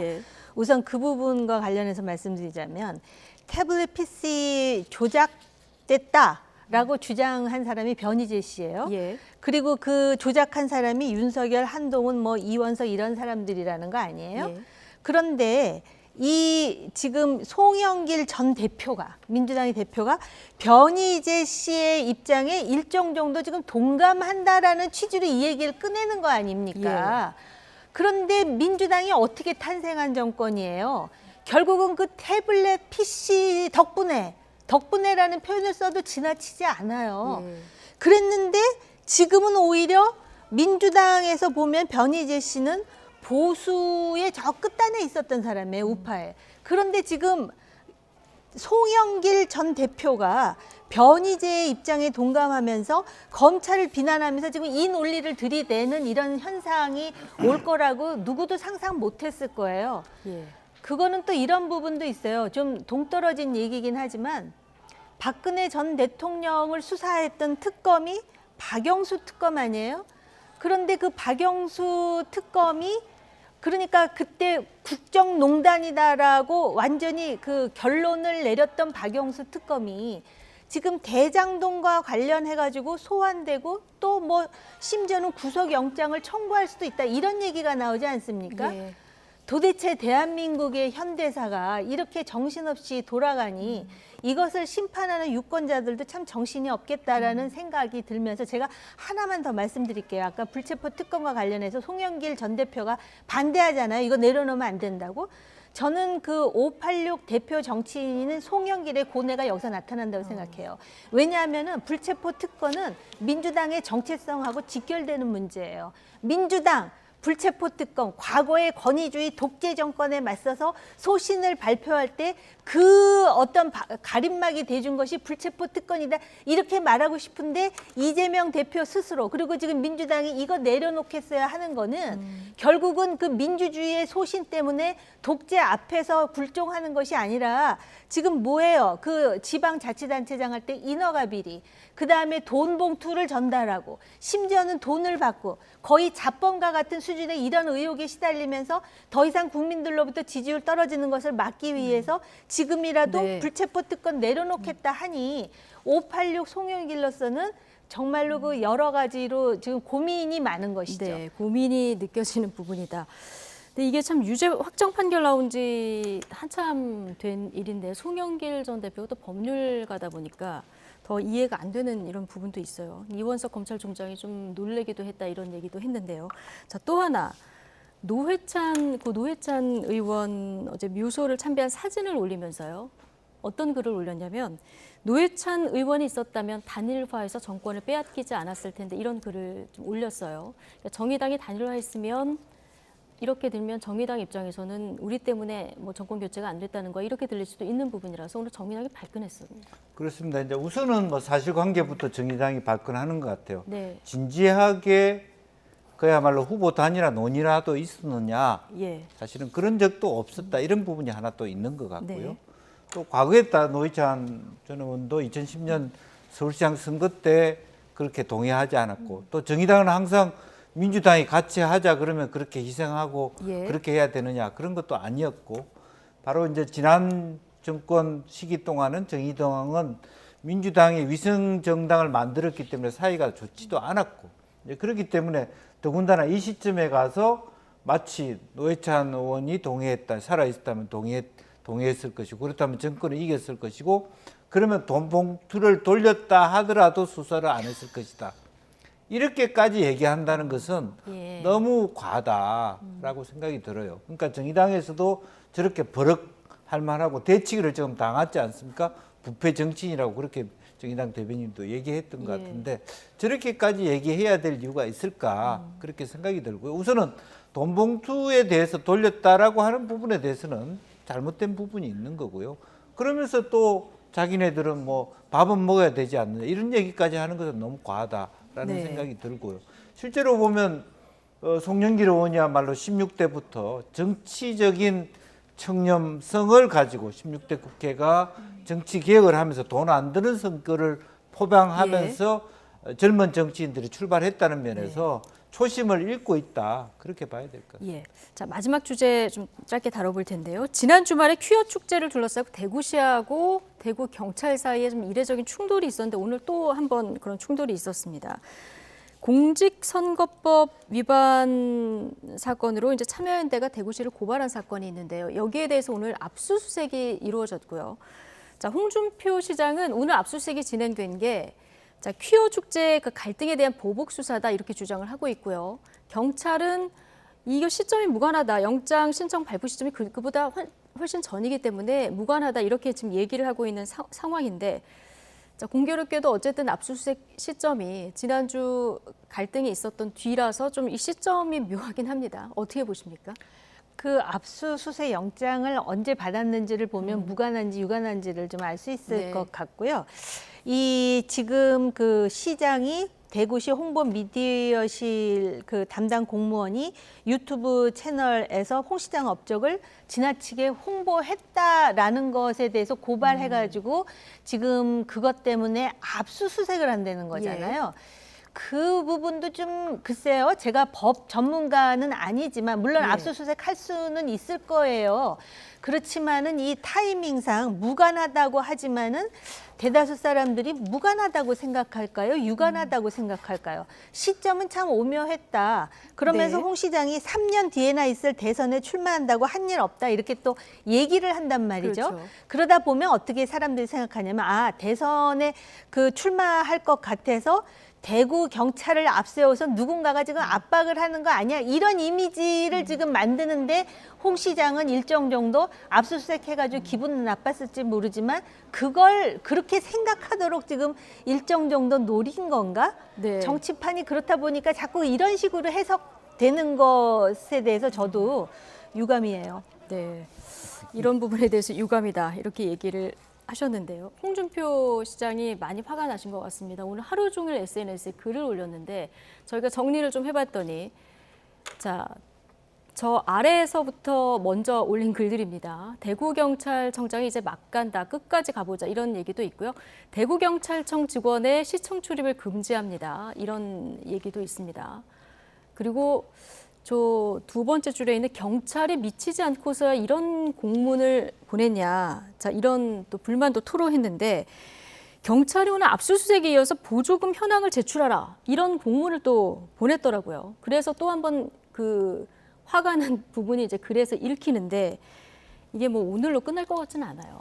지금 현재 재미있는 현상은 예. 지방 권력과 중앙 권력의 충돌로 느껴지고요. 본인은 그 거리에서 인터뷰를 할 때 대구 경찰청장 손보겠다 이런 식으로 얘기했는데 어떻게 보면 대구 경찰청장이라고 하는 상황이 결과적으로 윤석열 대통령 혹은 행안부 장관일 수 있습니다. 아, 그렇군요. 예. 지금 볼 때는 대구시와 대구경찰 이 두 공권력이 사실 충돌하는 것도 굉장히 이례적인데 네. 이게 지금 지방 권력과 중앙 권력의 어떤 갈등으로도 볼 그렇죠. 수 있는 측면이 대구 있다. 경찰청장이 자의적인 판단으로 저런 행사 했겠습니까? 안 했을 거다. 행안부 장관한테 물어봤대요. 경찰국이라고 하는 부분. 사실 너무 지방 권력의 장으로서 홍준표 시장이 너무 지나치다. 예. 중앙 권력을 너무 하찮게 여긴다. 이렇게 중앙 권력이 말하자면 홍준표 시장에 대해서 언짢은 기분을 저렇게 전달했다고도 보여지거든요. 그리고 좀 지나칩니다. 왜냐하면 일상적으로 보면 양측이 다 본인이 지나칩니까? 홍준표 시장이 지나친 홍준표 부분들. 시장이 예. 지나칩니까? 물론 자기가 대구라고 하는 상징성, 보수의 상징성으로서 키어라고 하는 축제가 적절하지 않다. 예. 또 좌파의 난동이다 이렇게 보는 부분으로서 자기의 정체성을 돋보이게 하는 건데 그렇다고 해서 그걸 대구 경찰청장을 싸잡아서 비난한다는 것은 윤 대통령이나 행안부 장관 입장에 중앙 권력에 대한 도전이다. 예. 그렇게 익힐 수 있기 때문에 홍준표 시장도 사리 분별을 좀 해야 될 때다 그렇게 봅니다. 예. 어쨌든 오늘 압수수색도 진행이 됐고 공문도 보내라 이렇게 요청을 한 상황이라서 자, 이 이슈는 당분간 좀 진행이 될 것 같다 이런 생각입니다. 자, 나이트 포커스 오늘은 정호김, 김영주 전직 의원 두 분과 함께했습니다. 고맙습니다.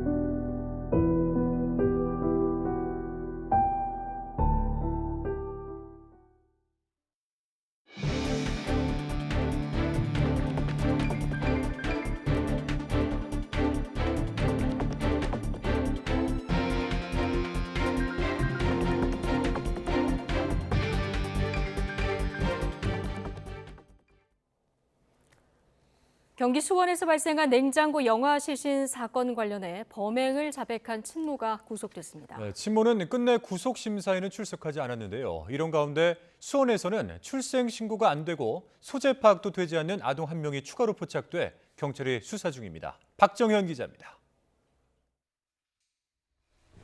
아이들을 연년생으로 낳고 모두 생후 이틀째 살해한 뒤 시신을 4, 5년 동안 냉장고에 숨겨온 30대 여성 고모 씨.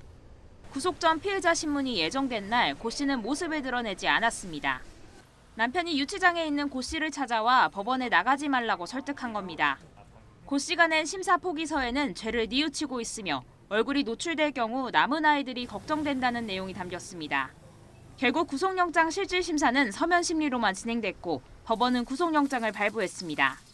고 씨는 이미 새 아이를 키우며 경제적으로 어려운 상황에서 아이를 더 낳아기를 엄두가 나지 않아 범행을 저질렀다고 진술했습니다. 남편에게는 낙태한 걸로 둘러댔다는 입장이고 남편 역시 고 씨의 말을 믿었다고 주장합니다. 그러나 같은 집에 살면서 아내의 출산과 범행을 전혀 몰랐다는 걸 고지고대로 받아들이기는 어려운 만큼 경찰은 모든 가능성을 열어놓고 있습니다. 부부의 휴대전화를 포렌식 조사하고 남편이 범행에 가담하거나 적어도 방조했는지 수사하고 있습니다. 이런 가운데 사건이 발생한 경기 수원에서는 출산한 기록이 있지만 출생 신고를 하지 않은 사례가 2건 추가로 발견됐습니다. 먼저 지난해 출산한 30대 여성은 베이비박스에 아기를 두고 왔다고 진술했는데 경찰 조사 결과 아기는 이후 서울 관악구청으로 인계된 것으로 드러났습니다. 또 다른 한 명은 2019년 아이를 낳은 외국인 여성으로 주소지로 등록된 곳에는 현재 다른 사람이 사는 것으로 파악됐습니다. 이에 따라 경찰은 우선 여성과 아이의 소재를 파악하는 데 주력하고 있습니다.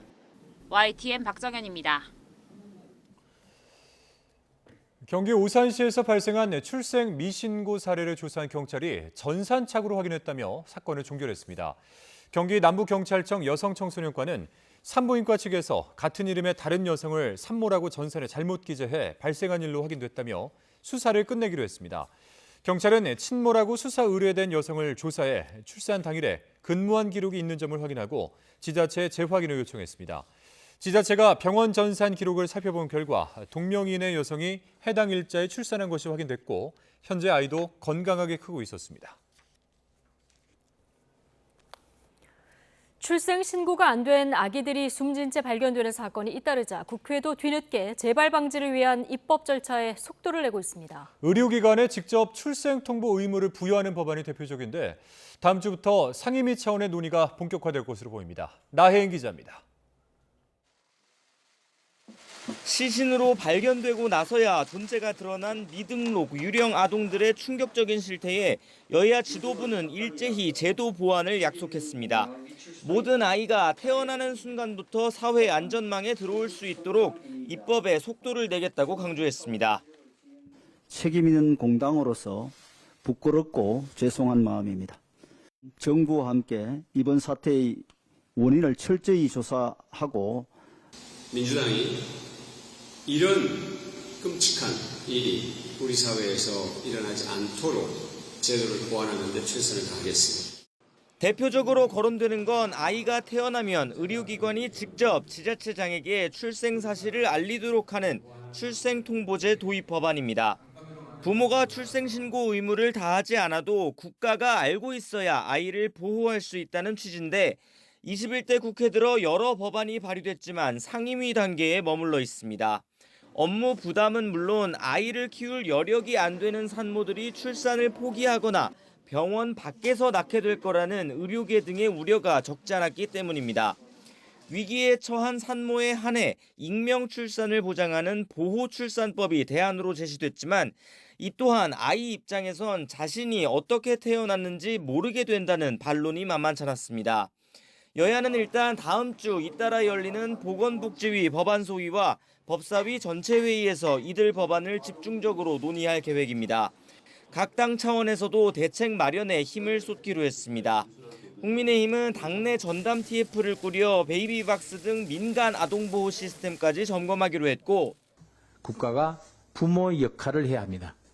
국립아동보호시설을 신설해서 학대 피해 아동, 장애 아동이나 베이비박스, 해외 입양 아동 등에 대한 보호 치료 등 민주당 역시 출생신고뿐만 아니라 아동복지 체계 전반을 정비하기로 방침을 세웠습니다. 무연고, 혼외자, 친모 연락두절 모두 어른들의 사정일 뿐입니다.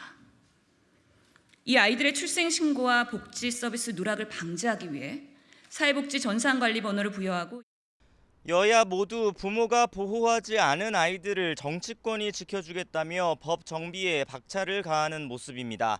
다만 이번에도 문제가 터지고 나서야 움직인다는 아쉬움은 남습니다. YTN 나힌입니다. 정부가 사교육을 줄이기 위해서 수능에서 초고난도 문항, 이른바 킬러 문항을 배제하겠다고 밝혔지만 학원을 찾는 발걸음은 줄지 않고 있습니다. 네, 수도권의 유명 학원가에 가보니 킬러 문항 배제에 맞춘 새로운 전략을 알려주는 입시 설명회가 성행하고 있었습니다. 윤흥성 기자입니다. 대한민국 사교육 1번지로 불리는 서울 대치동. 입시 학원이 마련한 설명회가 끝나자 학부모들이 우르르 나옵니다.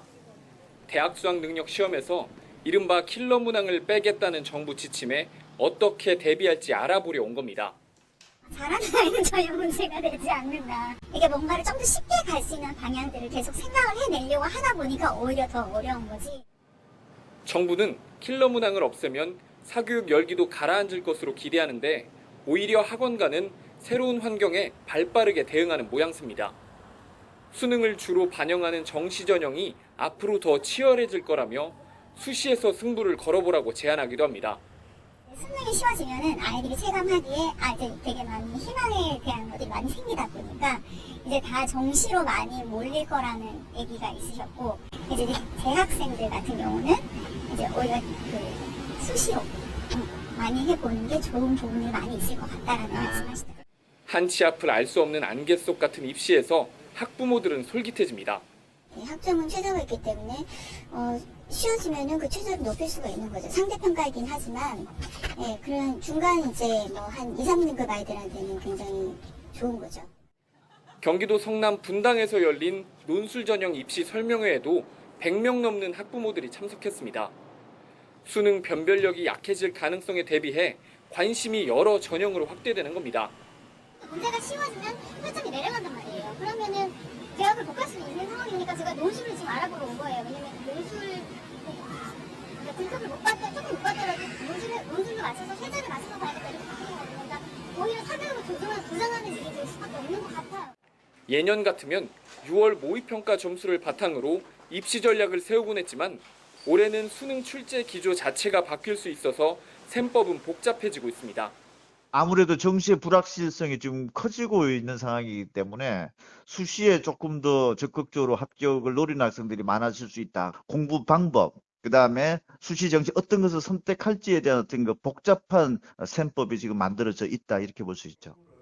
교육부가 다음 주 올해 수능과 관련해 최종 계획을 발표하기로 한 가운데 당장 발등에 불이 떨어진 수험생과 학부모들이 불안감을 덜기 위해 학원으로 향하는 걸 막기는 쉽지 않아 보입니다. YTN 윤웅성입니다.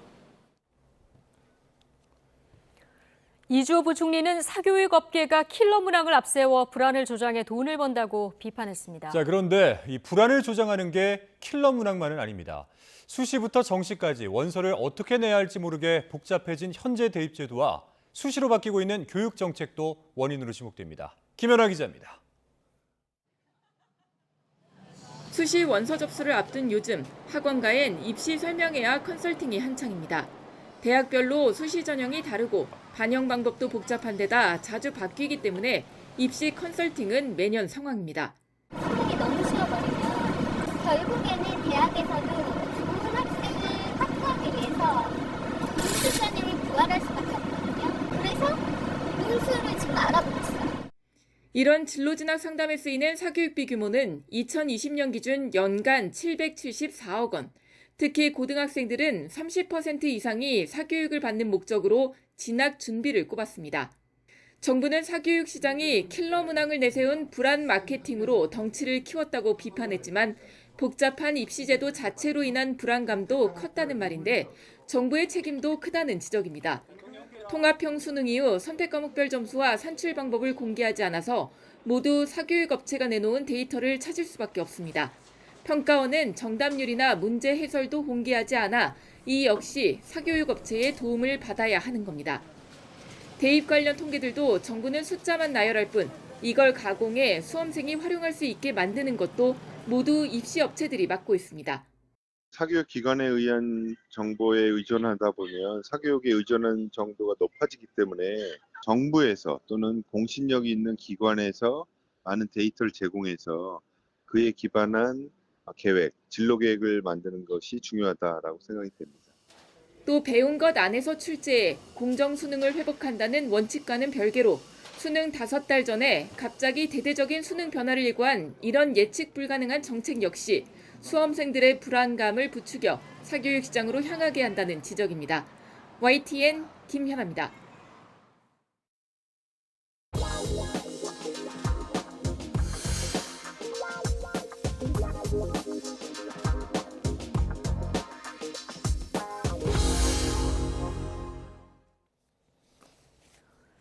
주말을 앞두고 거대 양당 지도부는 일제히 현장을 찾았습니다. 국민의힘은 청년 표심 공략에, 민주당은 오해엄수 방류저지 여론전에 집중했는데 내년 총선 승리 전략과도 맥이 닿아있다는 분석입니다. 손효정 기자입니다. 넥타이를 매지 않은 청바지 차림의 국민의힘 김기현 대표가 프레젠테이션 연단에 섰습니다. 젊음의 상징 서울 홍대 앞 소극장에서 대학생 지원책을 직접 발표했습니다. 대학생과 청년들이 가지고 있는 고민들을 어떻게 해결하면 좋을까. 대학생 학자금 부담을 완화시키기 위해서 대학생 학자금 패키지 이런 형태의 이름을 붙여서 중위소득 100% 이하까지 학자금 대출 이자를 면제하고 국가 장학금과 생활비 대출 액수도 늘리겠다고 강조했습니다. 중복을 포함해 100만 명 이상이 1,882억 원의 혜택을 받게 하겠다는 겁니다. 토익 유효기간 5년으로 확대, 1,000원의 아침밥 등에 이어 이번엔 학자금 지원에 방점을 찍은 건데 당 지도부도 힘을 보탰습니다.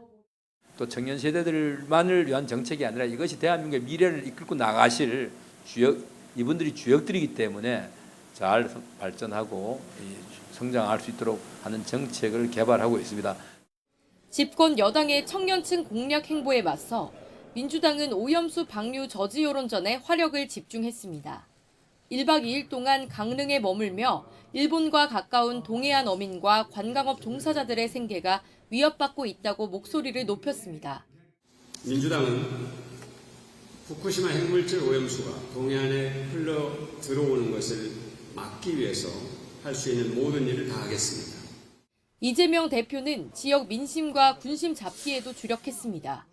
규제 완화 등을 통해 강원도가 첨단산업 천도 지역으로 거듭나도록 지원하겠다고 강조한 데 이어 장병들에겐 복무 여건 개선을 약속했습니다. 병사들도 정기 휴가를 갈 때 토요일과 공휴일은 휴가 기간에 포함하지 않아서 더 많은 휴가를 가질 수 있도록 저희가 제도적으로 정비해 보겠습니다. 젊은 군인들의 관심사를 챙겨 국민의힘의 청년 챙기기에 맞불을 놨다는 해석도 나왔는데 그건 여당 역시 마찬가지입니다. 수산시장을 방문해 오염수의 심각성을 부각하는 야당을 겨냥해 여당 지도부도 잇따라 수산시장을 찾아 괴담 선동을 멈추라며 날을 세우고 있습니다. 내년 총선을 앞두고 지지층 확장과 더불어 휘발성 강한 이슈에서 주도권을 뺏기지 않으려는 여야의 현장 행보 경쟁은 갈수록 치열해질 것으로 보입니다. YTN 손효정입니다. 일본 원전 오염수와 관련한 논란이 지방 기초의회까지 번지고 있습니다. 지방의회마다 결의안 채택 등을 놓고 갈등을 빚고 있는데요. 자, 이런 가운데 노트북에 방류 반대 문구를 붙인 시의원에게 춘천시 의회가 징계 절차를 밟기로 했습니다. 지환 기자입니다. 지난 13일 강원 춘천시의회 행정사무감사 더불어민주당 나유경 의원이 노트북에 문구를 붙였습니다. 후쿠시마 오염수 방류는 절대 안 된다는 내용입니다. 나 의원 노트북은 시의회 중계화면을 통해 노출됐습니다. 그러자 국민의힘 시의원들이 더불어민주당을 비판하는 피켓을 부착하며 맞불을 놨습니다. 여기서 끝이 아니었습니다. 춘천시의회는 의장 직권으로 나 의원에 대한 공식 징계 절차를 밟기로 했습니다. 문구 내용이 감사와 무관하고 회의 질서를 문란케 했다는 게 이유였습니다. 야당 반발 속에 논란은 이어졌고 결국 본회의를 앞두고 징계 회부 안건은 철회됐습니다. 하지만 본회의에 참석한 나 의원이 징계 회부 시도 자체를 비판하는 발언을 쏟아내자 노트북에 후쿠시마 오염수 방류 안 된다 등 문구를 붙였다고 해서 일부 동료 의원들은 망언과 괴담에 앞장선다며 저를 윤리위원회에 해부하여 징계 여부를 논했다는 것에 안타까움을 금치 못했습니다. 다수당인 국민의힘 소속 의원들은 즉각 반발했습니다.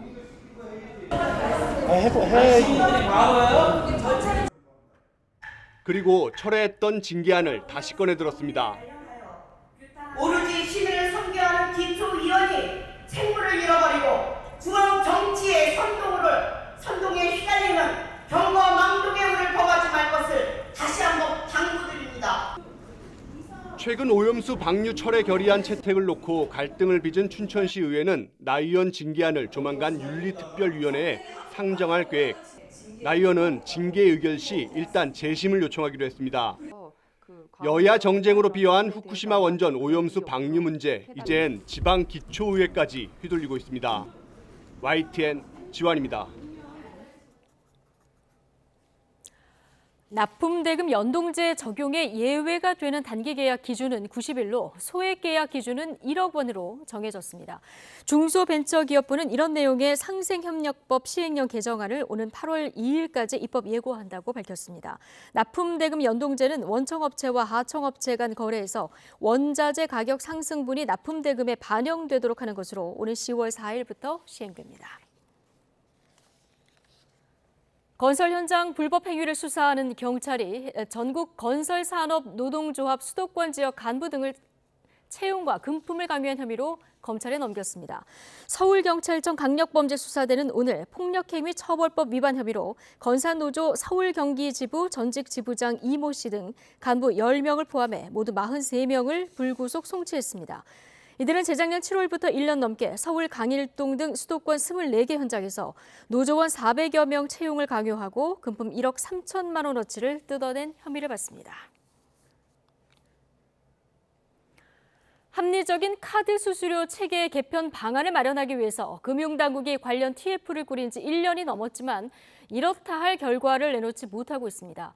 수익률 악화에 시달리는 카드업계는 내년 총선을 앞두고 수수료 깎기가 재현될까 전전긍긍입니다. 엄윤주 기자의 보도입니다. 지난해 2월 금융당국은 카드 수수료 인하로 소비자 혜택 축소가 우려된다며 합리적인 적격 비용을 산정하겠다는 취지로 관련 TF를 발족시켰습니다. 대책 발표는 차일피일 미뤄졌고 벌써 1년이 훌쩍 지나갔습니다.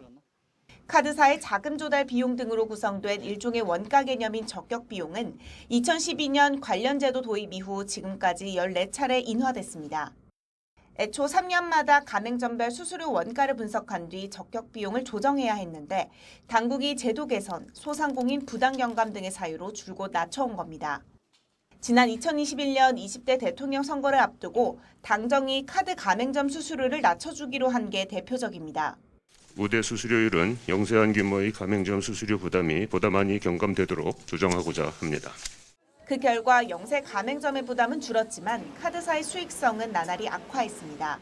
카드 결제가 많아질수록 카드사가 벌어들이는 가맹점 수수료 수익보다 비용이 더 드는 구조이기 때문입니다.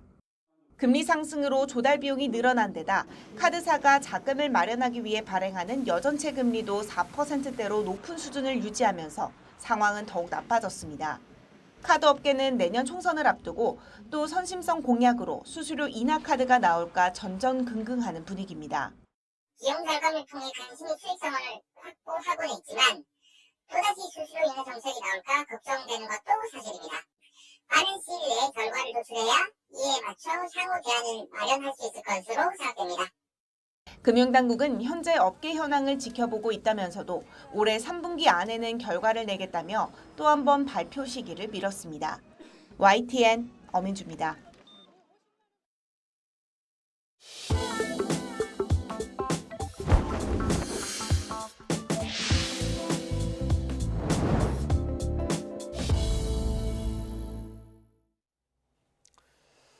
새벽 시간 사람을 치고 달아난 30대 운전자가 회사 직원이 운전한 것처럼 경찰을 속이려다가 범행이 탄로나 구속됐습니다. 음주운전 사고를 내 면허가 취소된 상태에서 또다시 사고를 낸 것으로 드러났습니다. 차상은 기자입니다. 새벽 시간 편도 5차선 도로. 가장자리에 서 있던 사람을 승용차가 들이받습니다. 곧바로 현장에서 빠져나가려는 차량을 택시기사가 막아섭니다. 현장을 살펴보던 운전자 A씨. 갑자기 자신의 승용차로 달려가 차를 몰고 사라집니다. 사고 현장입니다. 차에서 내린 A씨는 다친 피해자를 잠시 살펴보는가 싶더니 곧바로 도주했습니다. 피해자는 다리를 심하게 다쳐 전 72주 진단을 받았습니다. 신고를 받고 수사에 나선 경찰은 CCTV 영상을 분석해 차량 소유자 A씨를 용의자로 지목했습니다. 하지만 A씨는 자신이 운영하는 회사 직원 B씨가 운전했다고 주장했고 직원도 본인이 운전 중 사고를 냈다고 진술했습니다. 경찰이 조사해보니 거짓말이었습니다. 두 사람이 운전자 바꿔치기를 꾸민 대화 기록이 확인된 겁니다. 차량 소유자가 아닌 사람이 운전을 하는 게 상식적으로 말이 안 됐기 때문에 혐의점이 의심이 돼서 저희가 카카오톡 대화 내용을 압수해서 분석한 다음에 혐의점 입증했습니다. 경찰 조사 결과 A씨는 2달 전 음주운전 사고를 내 면허가 취소된 상태였습니다.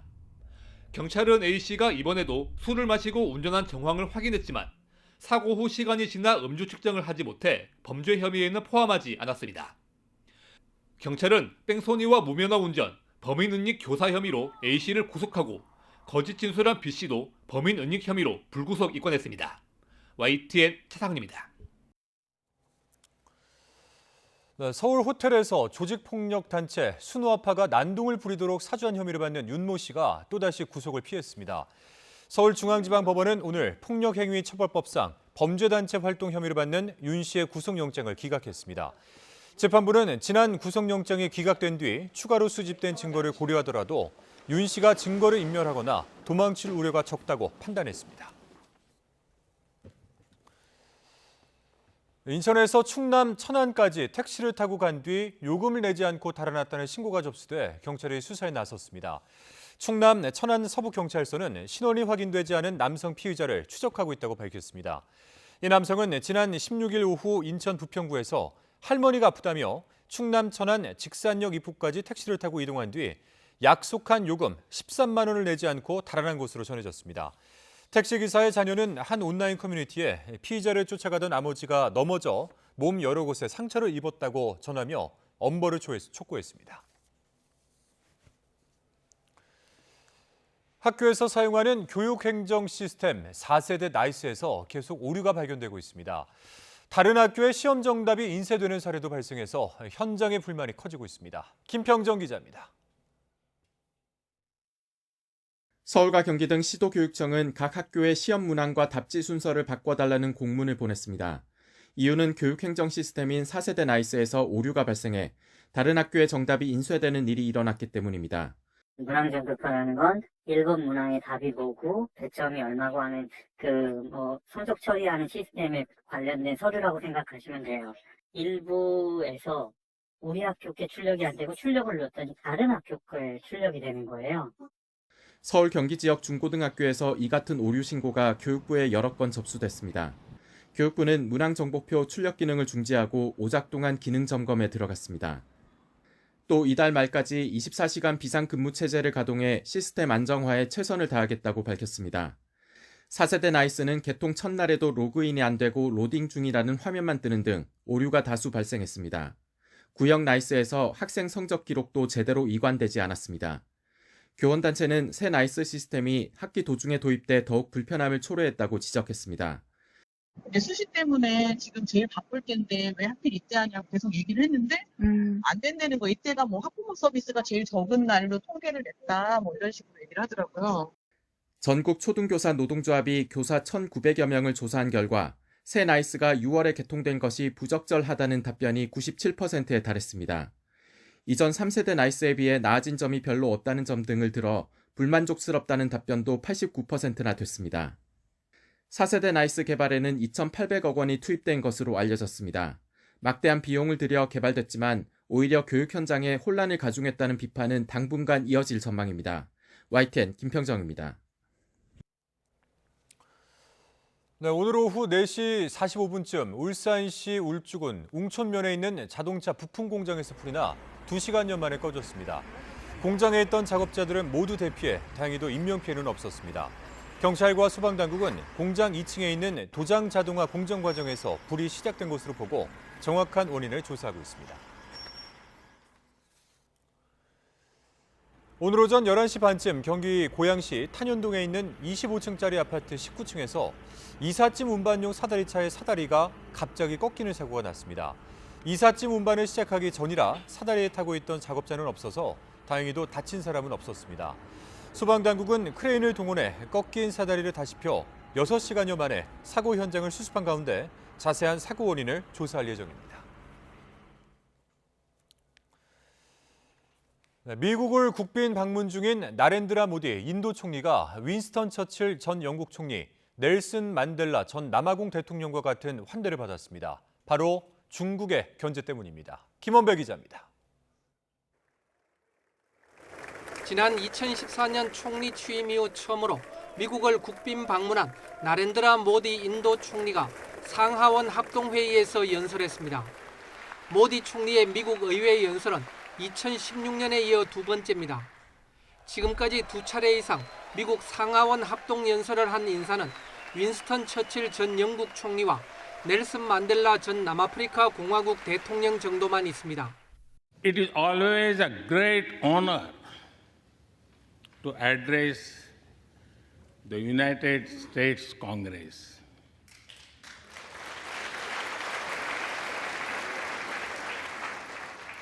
It is an exceptional privilege to do so twice. 조 바이든 대통령은 이틀 연속 모디 총리와 만찬을 이어가는 특급 대우도 했습니다. 앞서 백악관에서 열린 정상회담에서 바이든 대통령과 모디 총리는 첨단 기술과 국방 등에서 협력을 대폭 강화하기로 합의했습니다. 특히 반도체와 관련해 미국 마이크론은 인도에 8억 달러를 투자하기로 했습니다. 미국 제너럴 일렉트릭은 인도에서 전투기 엔진을 공동 생산하고 관련 기술을 이전하기로 했습니다. 인도 기업들은 미국에 태양광과 철강 등 산업에 20억 달러를 투자하기로 했습니다. 인도는 또 미국 주도의 유인 달 탐사 프로젝트인 아르테미스에 참여하고 미국 항공우주국과 협력해 2024년까지 국제우주정거장에 인도 우주인을 보내기로 했습니다. A partnership that is among the most consequential in the world, that is stronger, closer, and more dynamic than any time in history. 미국이 인도 정부의 인권 침해 우려나 우크라이나 전쟁과 관련한 인도의 태도를 둘러싼 우려에도 모디 총리를 환대한 것은 중국 견제를 위해선 인도가 꼭 필요하기 때문입니다.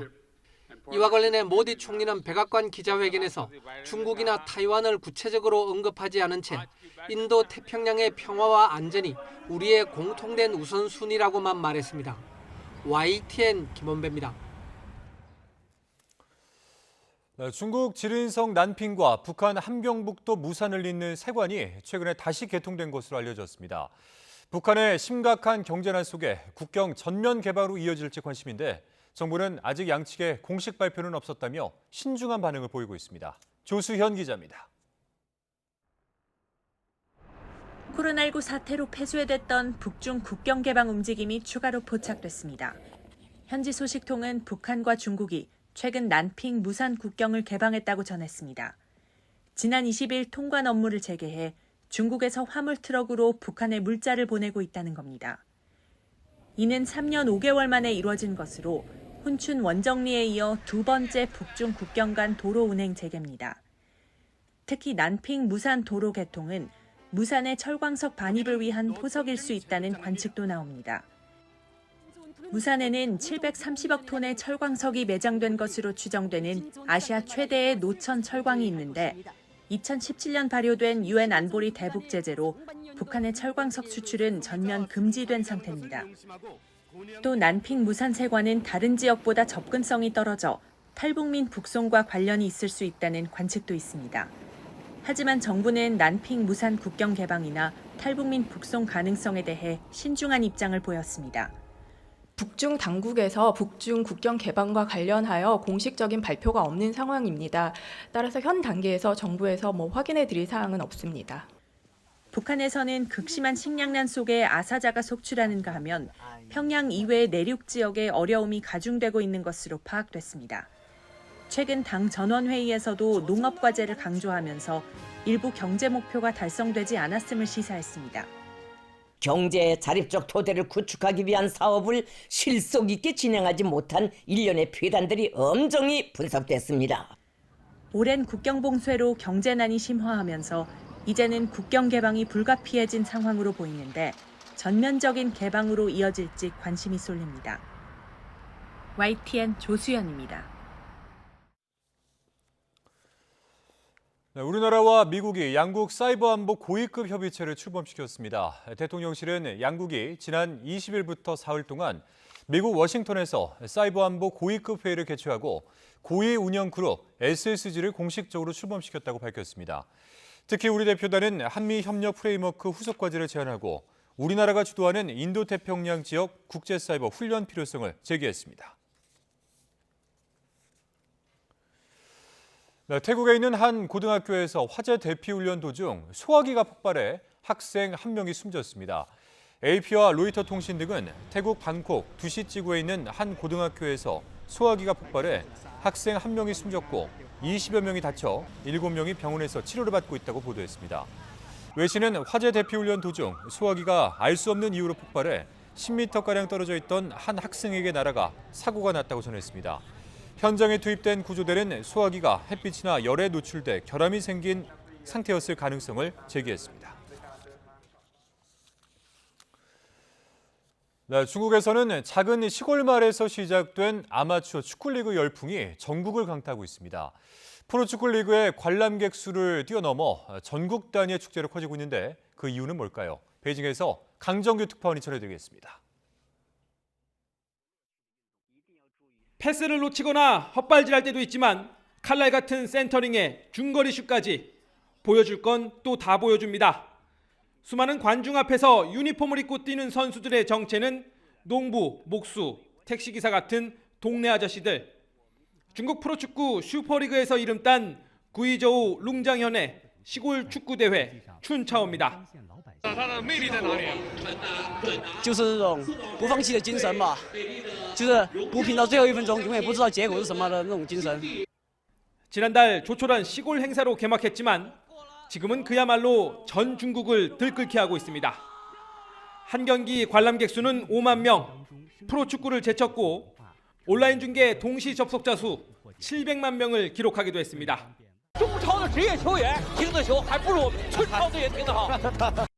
경기 관람료는 공짜, 막간에 펼쳐지는 소수민족들의 전통 공연과 먹거리는 덤입니다. 여기에 더해 남녀노소가 한데 어우러진 열띤 응원전까지 그야말로 축제의 장이 펼쳐집니다. 꼬치구이 성지가 된 산둥성 쯔보처럼 바가지 요금은 없애고 무료 주차, 교통 편의 등을 제공하면서 지난달에만 40만 명 넘는 관광객이 몰려들었습니다. 开了1400公里，1400公里来到龙江15个小时。 춘차오의 성공은 앞서 같은 지역에서 시작된 시골 농구리그가 밑거름이었습니다. 미국과 중국의 프로농구, NBA와 CBA를 본뜬 이름하여 춘비에입니다. 하나의 현상으로 떠오른 아마추어 열풍, 승부 조작과 비리로 얼룩진 프로스포츠에 일침을 놓고 있습니다. 千万不要去破坏这项运动的纯粹性和专业性，让更多的人真正体会到运动天然的、自然的、美好的情感。 올해부터 춘비에는 전국 대회로 확대되는데 일상 회복 이후 경기 활성화와 국민 통합의 수단으로 활용하려는 의도도 엿보입니다. 베이징에서 YTN 강정규입니다. 네, 가수 겸 배우 이승기 씨의 전 소속사 후쿠 엔터테인먼트가 이 씨로부터 광고 수수료 9억 원을 돌려받아야 한다고 법정에서 주장했습니다. 당초 후쿠 측은 이 씨에게 54억 원을 지급한 후 추가로 줄 정상금이 없다는 걸 확인받겠다며 채무 부존재 확인 소송을 제기했는데 이를 뒤집은 겁니다. 서울중앙지방법원에서 열린 재판에서 후쿠 측 대리인은 이승기 씨에게 광고 수익을 너무 많이 정산해줬다며 이 씨가 9억 원을 반환해야 한다고 주장했습니다. 반면 이 씨 측은 광고 대행 수수료가 10%에서 7%로 낮아졌는데도 후쿠 측이 이를 숨기고 수익을 분배해 더 지급받을 정상금이 남아있다고 반박했습니다.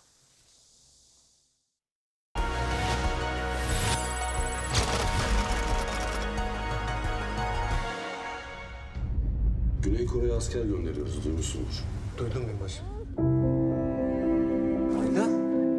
Baba. Onu da götüreyim, o zaman dön. Yeter! Geri geleceğim ve bu sefer hiç ayrılmayacağız.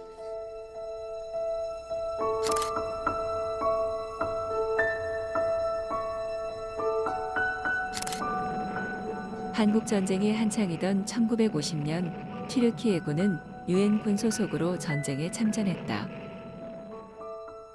튀르키 해군인 슐레이만은 후퇴하던 중 홀로 남겨진 5살 소녀를 발견해 부대로 데려왔다.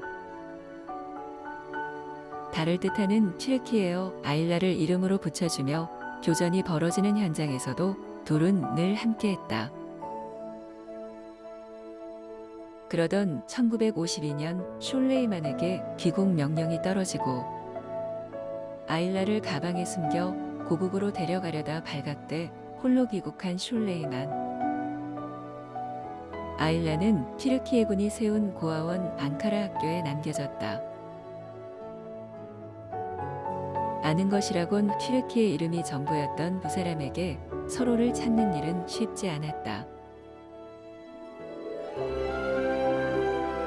60년간 서로를 그리워하던 두 사람은 슐레이만이 한국 참전용사 행사에 참가하면서 기적적으로 재회했다.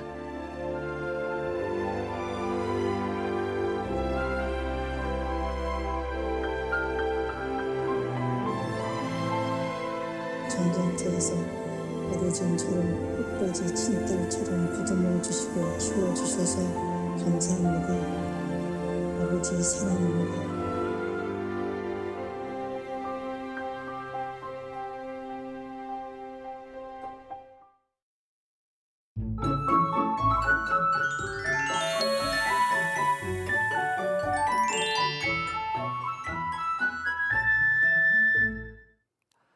주말인 내일도 뜨거운 날씨가 이어지겠습니다. 맑은 하늘 아래 햇볕이 강하게 내리쬐겠고 따뜻한 남풍까지 더해지며 기온이 크게 오를 것으로 보이는데요.